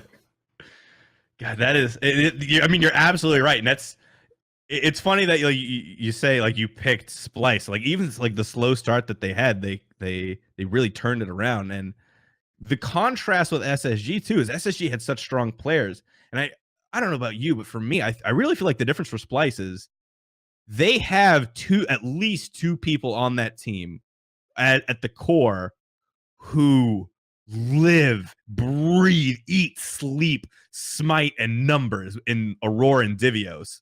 I mean, it's not unheard of for you to load into Smite and you see Divios at like 4.5 hours of jungle practice. You're like, what could you possibly be doing for like one god and a build for 4.5 hours? No, like, I don't know. Like, this is before this is old school. Yeah. I can see it actually happening. I can see them all being in jungle practice for like 7 hours, testing out each item individually, going, if I build these two the other way around, is that more cost efficient for me in the long run? Like, yeah, and I can see them do that. I absolutely you can. And like, there's not many people you can really say that about. And like, I love the Space Station guys to death. I love Barrett and Jeff. They're not the guys to sit in jungle practice for 7 hours. There's a thing to be said, and I think, I don't know, like you look at EU, and I feel like Nate's one of those guys where it's the feel of the items, right? He's like, he's gonna go and he's like, I feel like Crusher's really good. I feel like first item Titan's Bane. You know, like that's like, all right, Nate, sure, go ahead. But then you got like Aurora's like, no, it's not okay, because you can get this item and it's gonna be more effective because you're gonna be running. And you're like, okay, Aurora, I understood some of those words. And you've got Aurora and Divios this item 50 gold earlier, you could get a 30% power spike earlier. Right. And so you've got Aurora and Divios kind of filling that role, and they're both like kind of operating as like the coaches within their team, right? And we're still like, SSG still doesn't have a coach, and that kind of blows my mind. Like going into LAN, I thought for sure at this point in the year, SSG would have a coach, like somebody, and we're still not there. And like, I have like a bunch of people like, oh, you know, SSG, they're the favorites to go into LAN. I'm like, well, you've got all of the top teams except for them going into this LAN with really good coaches and help it and everything like that to really solidify pick and bans. I like that's probably the biggest point, I feel like, you know, trying to like help in that scenario. And that I might be speaking from my own experience because my kids are dumb. So I have to literally like run the reins for pick and bans. I can't really speak for the competitive play, but you know, traditionally speaking, SSG, especially at LAN, everybody kind of points at those pick and bans. Like, how do you feel looking at NA? I guess SSG. What do you think their chances are going into this LAN like that? I think Space Station have a good chance of making it through to HRX. Which position I have them in, I won't say. But what I want to happen, and this is not what I've actually predicted, by the way, so you've got a 1 in 3 shot of saying where I think they're going to be. I want them to finish, is it second, I think, would put them up against Energy. Just because then for the 3rd year in a row throw, it's going to be Energy versus Space Station. It's a classic matchup, and Worlds isn't going to be the same without it. Let's be real. Yeah, but how many times can Barra go home to NRG? That is just not.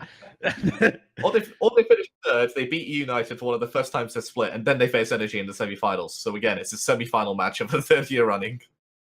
All right, I got a question for you, and I feel like this is pertinent with United and SSG. Who do you think came out of the other side of the Veninu Baskin trade for the better? I think if you asked me that question immediately when the trade happened, I would have said Space Station. And Okay. there's a whole load of reasons which I would have said Space Station, even talked to you about it in DMs on Twitter. But having a look at the results, having a look at how the teams perform, it has to be E United. Sorry, they've come out on top massively from the trade. Yeah, I think I would have said the same. I'll put my opinion out there. I'm hired to be, the hot takes guy. I think I would have said that Space Station won that because all of the XP in the game doesn't now run through mid. That's exactly my thought as well. Yeah. Because you have Anderson in the jungle. Andy gets to sniff at mid camps now, and he just Baskin's not doling him out little chunks at a time, and he actually gets to, he gets fed. It's not just that; it's the fact that Anderson finally gets to get some farm. He finally decides to, be even or even ahead of the enemy jungler, and he can do what he did before back in Season 1, which was carry the absolute hell out of games, because that's what he did. You pick something like Thor, you pick something, a bit off meta back then, like Fenrir jungle, let's say, and he would absolutely dominate because that's what Anderson did back then. Come to Season 5, he's more the setup guy, he's more just going up to, during the spring and summer, he was going up to Baskin, here, sir, have some morsels, have some more farm, please. And then he would just carry the game, and Anderson say, good job, thank you very much for the carry. And then now, he has the opportunity to go ahead and be that carry person, but it's not panned out that way just yet. You might see a change at LAN, which would be fantastic. A full-strength Space Station is a joy to watch, given the roster that they have. Yeah, I agree. I think a lot of it is just because when Andy came back in and they had Baskin was the carry, the focal point of everything. Everybody on that squad is great, phenomenal, mechanically, really good at Smite. But Baskin was just, if you're not funneling everything through Baskin at that point, you're doing it wrong. It's just what makes sense. It's what he does. And I remember, I think it was Spring Split or just before summer, I was watching his stream and he was playing Uller. Uller axed, blinked behind the guy he just stunned and killed the guy. I was like, how is that even humanly possible? That was just insane to me. And that's just there's you watch Baskin, there's no reactions. It's expected. It was run of the mill.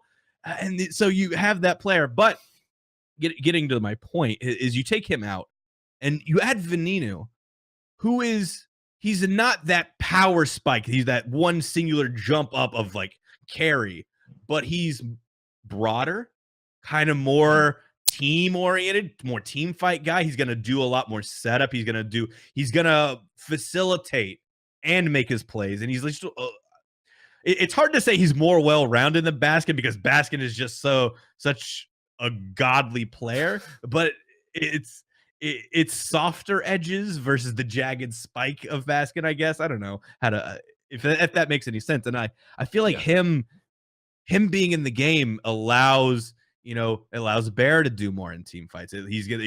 Everything's not being served up to Baskin on a silver platter. The farm kind of gets spread around. You have Andy who can now be the carry. You've got Barrow who can be the primary carry. And I feel like that's going to open them up for different team comps. Like you said, we're going to see new stuff kind of pop out. I feel like that could do that. Veninu is just a Swiss Army knife in that mid position, I feel like, and can kind of give them anything they want. And it was just, I feel like it was just a matter of time for Andy to be like, oh, I can carry again. That's what I can do. And get used to that because he hasn't the entirety of his return to jungle here. And I'm really excited to see what SSG do. And if they can find that synergy or that play style and that cohesiveness and return to their former glory. If we see I think they can. I think they can. I want them to. There is always this one point that I'd like to bring up when it comes to SSG, and that's their spring split performances against Dignitas. It was a best of 3 between them and Dignitas. I think it was game 1 that they did this.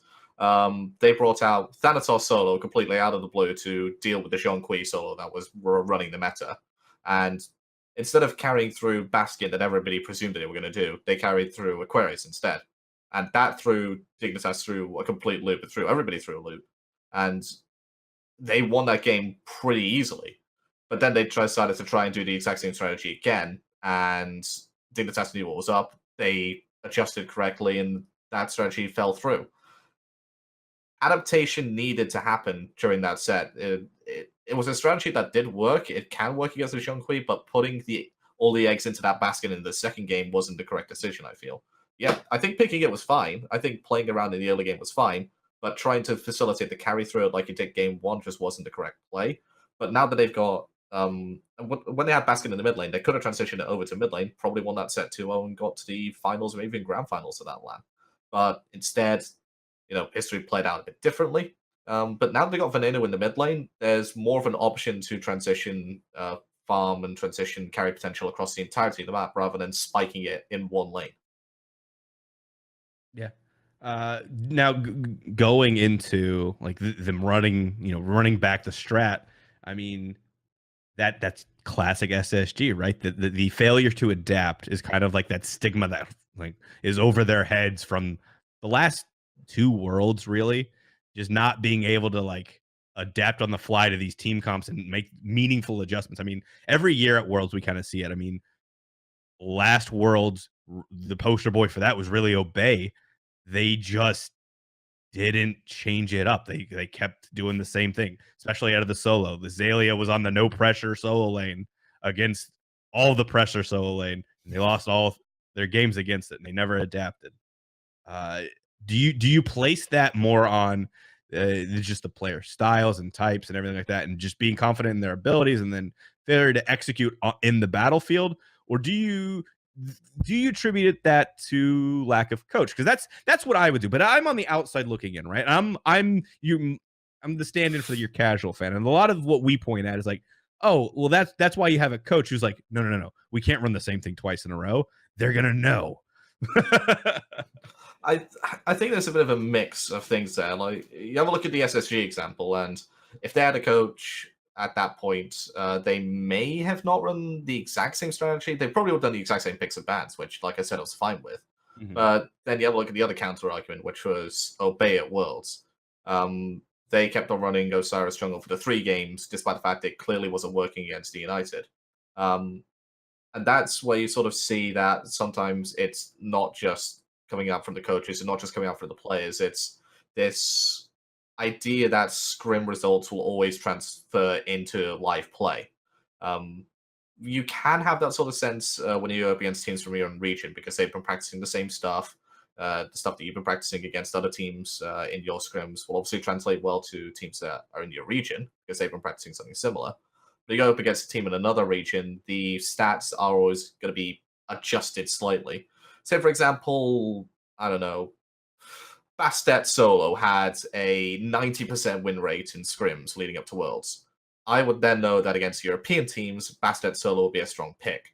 But I would be cautionary to pick it up against North American teams, because the reason why it works in Europe might be because, they play the map a bit differently. They're not really defending blue buffs. They're putting lower pressure solo laners, but NA, they're playing Hercules, they're playing Kakullan, they're playing Bologna.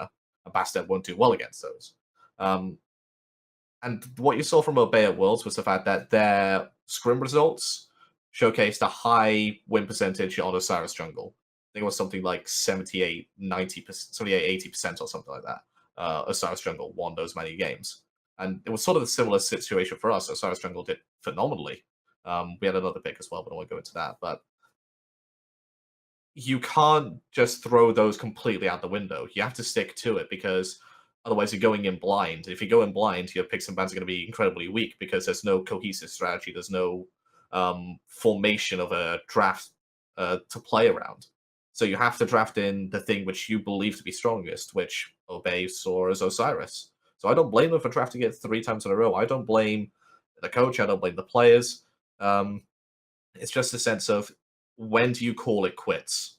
Do you keep bashing your head against the wall for 20 games in a row until it wins and go, yeah, there we go, we finally figured it out. This is what we need to do to make this strategy work.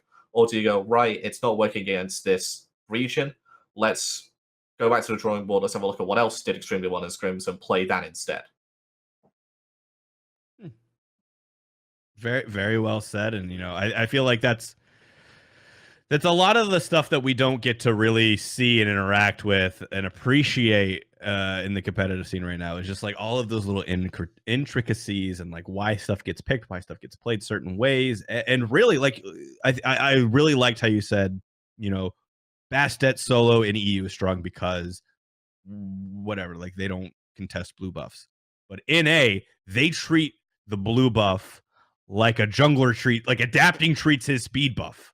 If you sniff at it, he's got a blood oath sworn enemy pact against you and is coming for you, right? And so like it's showcasing the differences in meta and how that really changed it up. I really liked you kind of touching on that and showcasing that, because I think it's not just that EU is better, plain simple, right?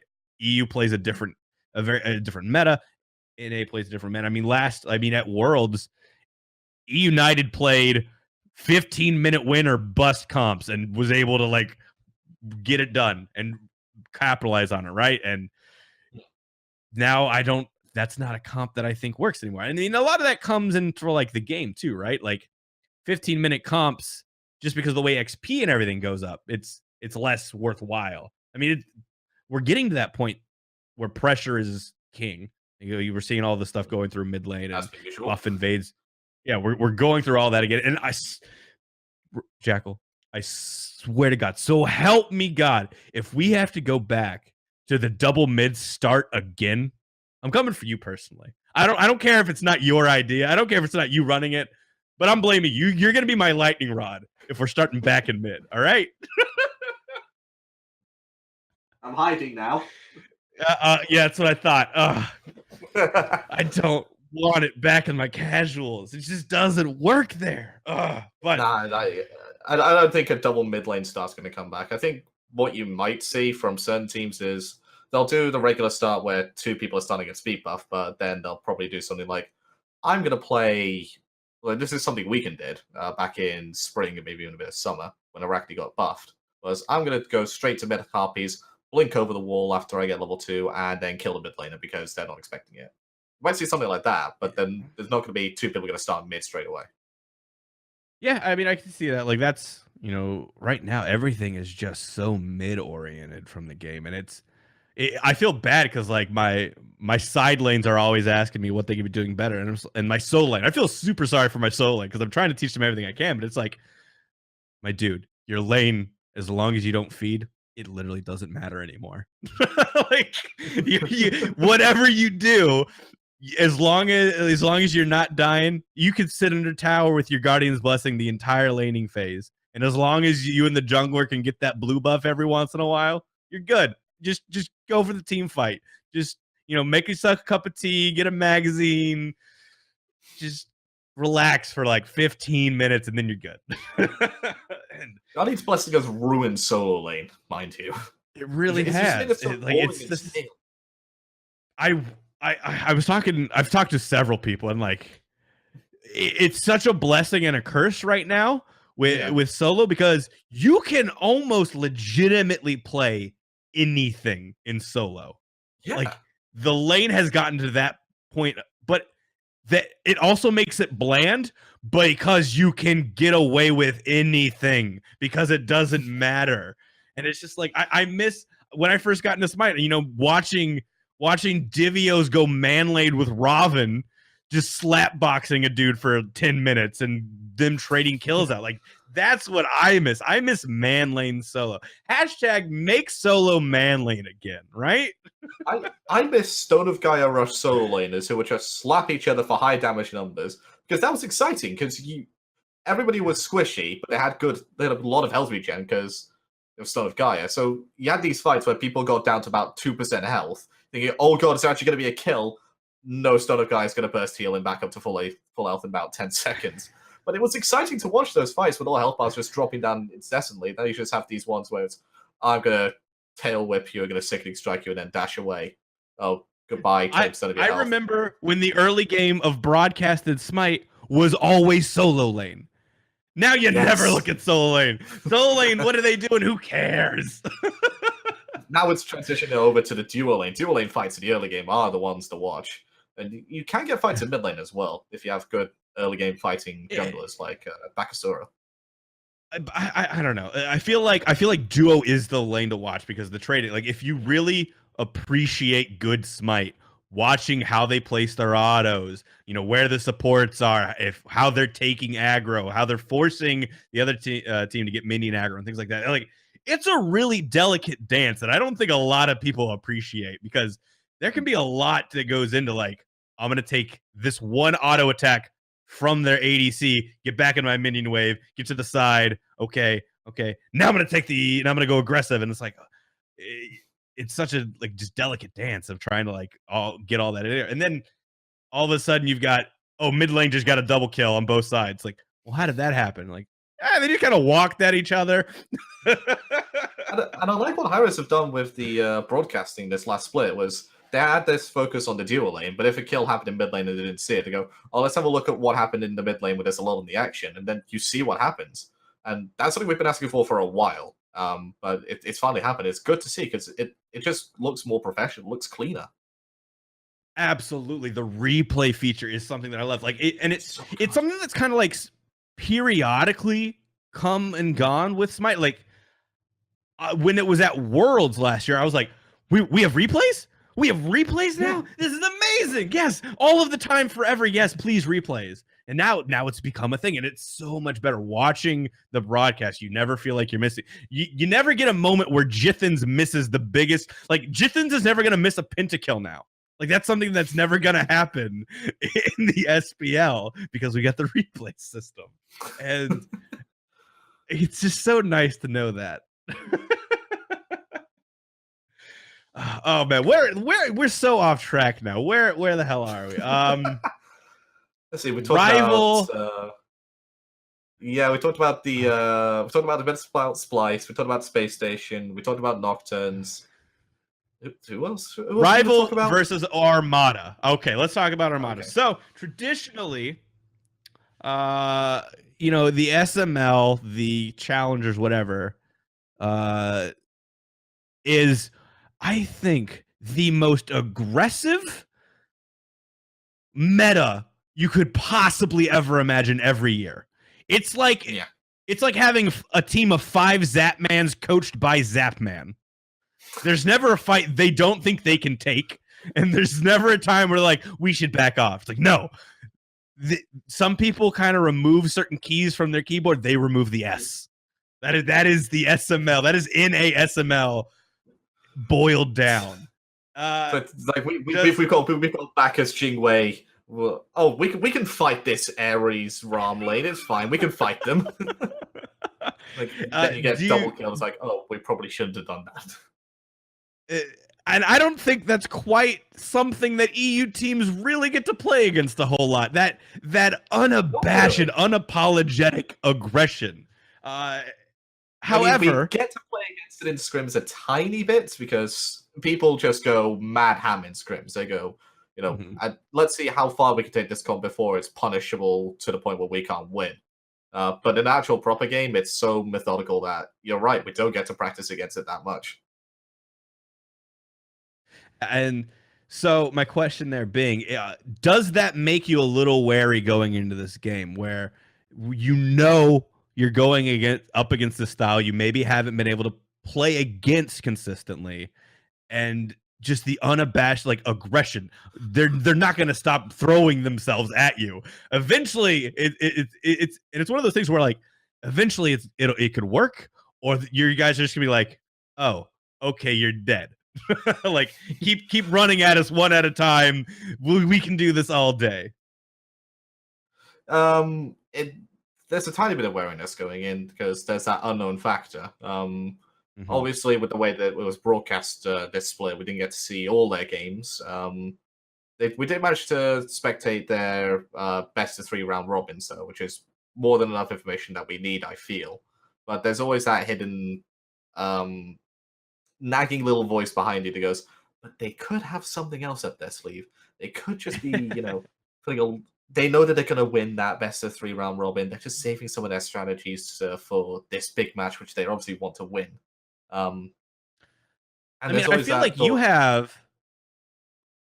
you have like an unspoken advantage here too, because it's like Sops, like you Sops, way back in like the Friday Night Smite days and the old community stuff, right? Like you've seen every play that Sops has ever done.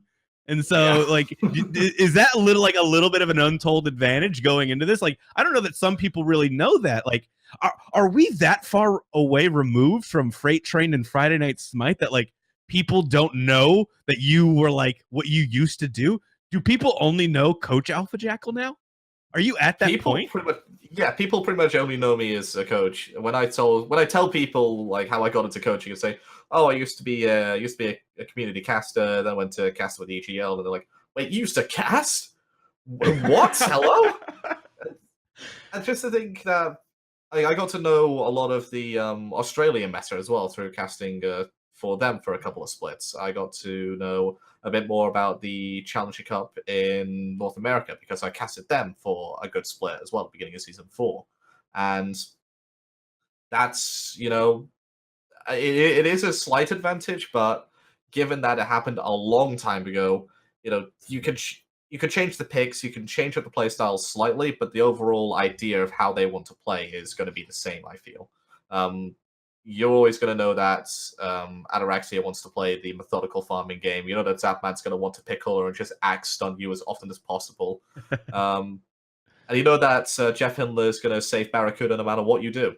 He's going to be over the other side of the map, and somehow he throws a Kepi Revive over the entire map just to save Barracuda. He'll find a way to do it. Yeah. Oh my god. So we've got what's Armando's roster? It's Cope, Bruh, Sops, Benny, right? Benny, yeah. And then who's the last one? Let's go look at the Armada page real quick. I can't believe I forgot. And I'm gonna feel stupid as soon as I realize who it is. The other alpha is gonna kill me as soon as he finds out that I forgot who his player is.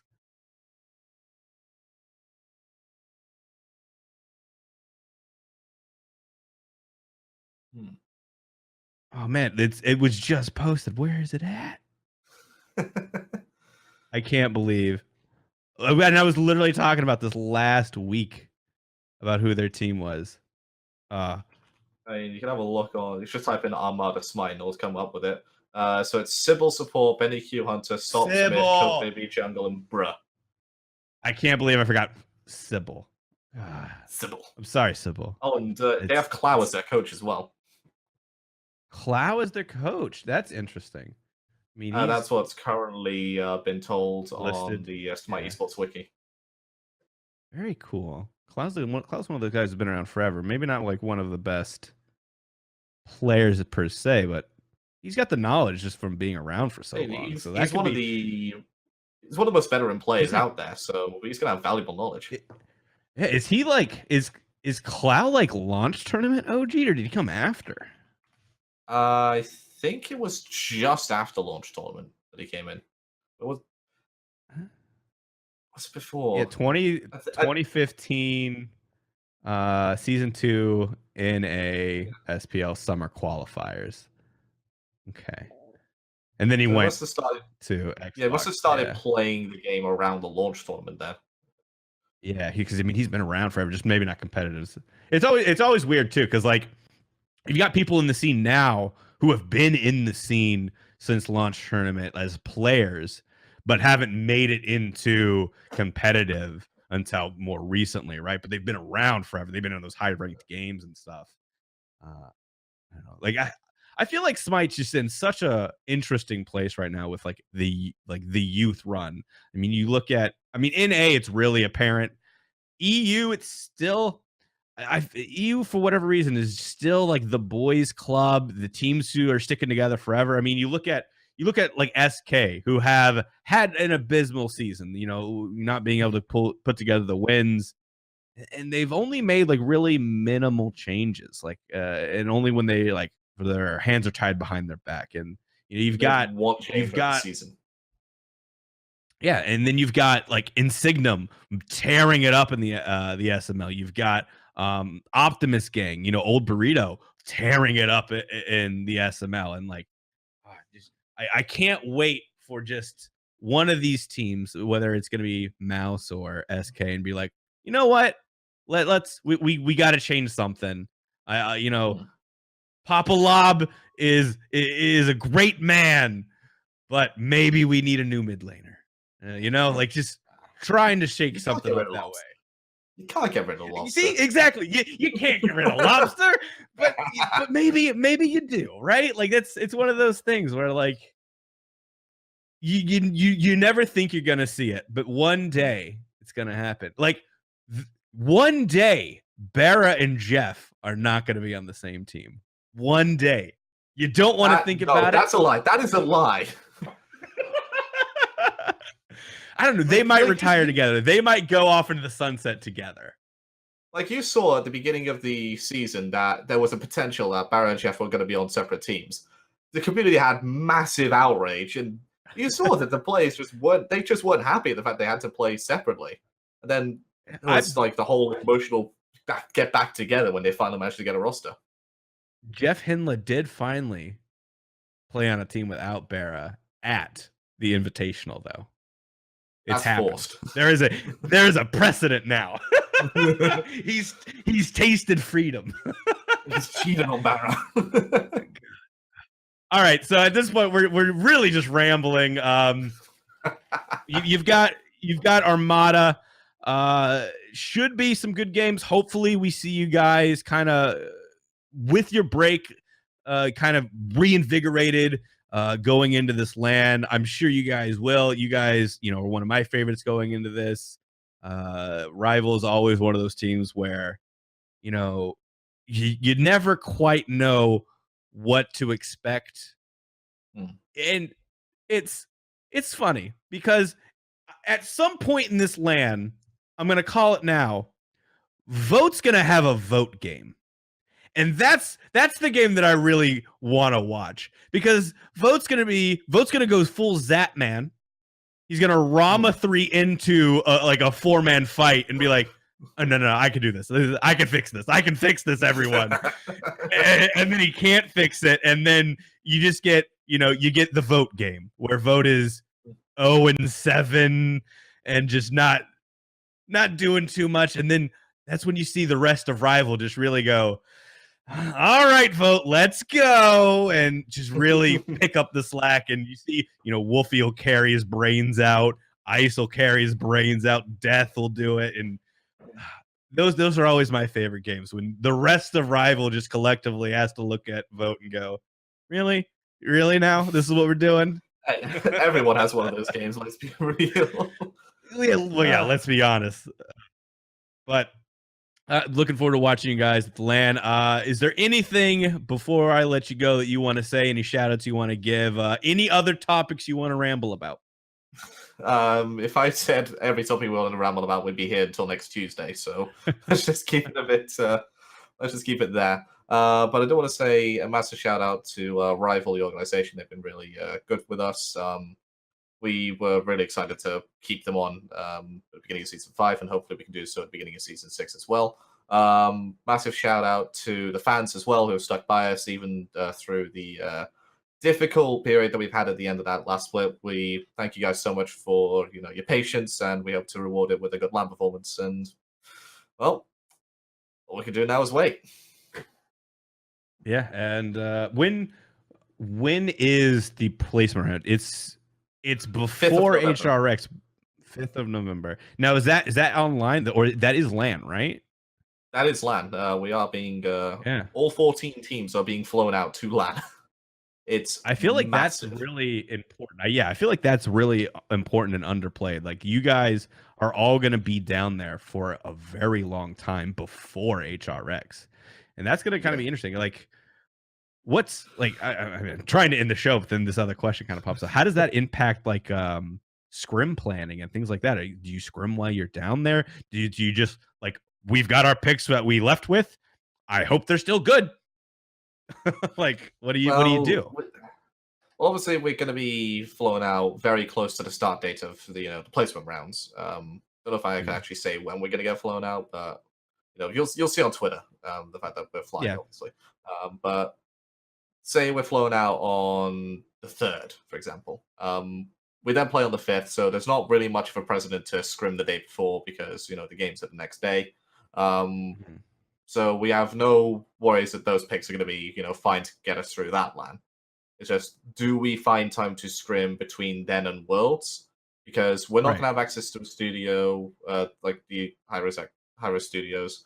We're going to be moved down to downtown Atlanta pretty quickly after the placement rounds because that's just where HRX is going to be this year. And if we want to practice new picks, sure, we have very limited time to do so.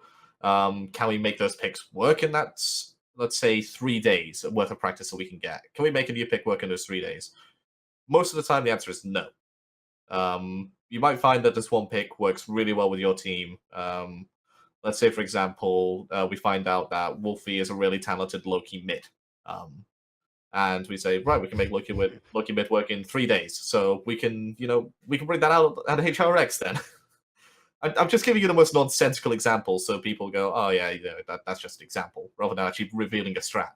God, Loki mid. I don't even... Gross. I played a game the other day on stream with I think it was something stupid like a Loki ADC and like a high elo casual game, and like the other team was just like, how do you, we proxied in duo lane the wave when it left their Phoenix. Ooh, nice. Because we had a Loki. And then that's about how well the game went for them after that. So I don't want to see a competitive environment with Loki, because then you already have to deal with proxy, and then I don't want to have to deal with proxy at my Phoenix, and then a Loki who can just get out of that. And oh boy. Here's what you do with Loki. Loki mid. What you do is you put a decoy between Phoenix and tier 2. You then run all the way back. If your decoy is up in time, you put it between the tier 1 and tier 2, and then you go and vapor buff because the wave's dead. That's how you do it. That is the most troll but effective in casual games thing I've ever heard in my life. That you want to hear something even worse? You want to hear something worse? Which I've actually done. I really don't, but you do go on. Okay, so Bakasura solo, you eat a minion between tier 2 and Phoenix. When it literally comes out the Phoenix, you pop sprint to get past the people at Speedbuff who try and come kill you because you're there. But you're Bakasura, so with passive and sprint, you're able to run away from them. You then eat a minion between tier 1 and tier 2 tower. You then go back round. You then eat a minion as the waves meet. They then only have 3 archers, and you have all 6 minions to kill. Wow. That I'm not telling. I'm cutting that from this interview. I never want that to see the light of day. Nobody is to know about this. Dear God. I've done that twice in casuals, and in both times, the enemy solo just looked at me like, what the hell just happened? What's he doing? And then when I eat the minion the second time, they're going, oh, I'm in trouble. I'm in danger. All right, Alpha, it was a pleasure talking to you as always. Best of luck in the coming LAN, and hopefully we see you make it all the way to DreamHack Atlanta. It really would not be HRX without Team Rival there to represent EU. Thanks, everybody, for watching. That's going to end our show tonight. We'll be back next week. I don't know what our show will look like then. We covered NA. We've covered EU. Maybe we'll start covering some of the international stuff. Maybe next week will be our international show. I would say I'd interview Kliz, but Kliz isn't going to be going to Worlds, and that just feels wrong. And so I think I should boycott an interview next week maybe, because Kliz can't be there. But we'll figure something out. Maybe get maybe an Aussie on. Maybe break out Husey from his Smite retirement to come on and talk on the show. That's an idea. But thanks for watching, everybody, and we will be back next week. Goodbye.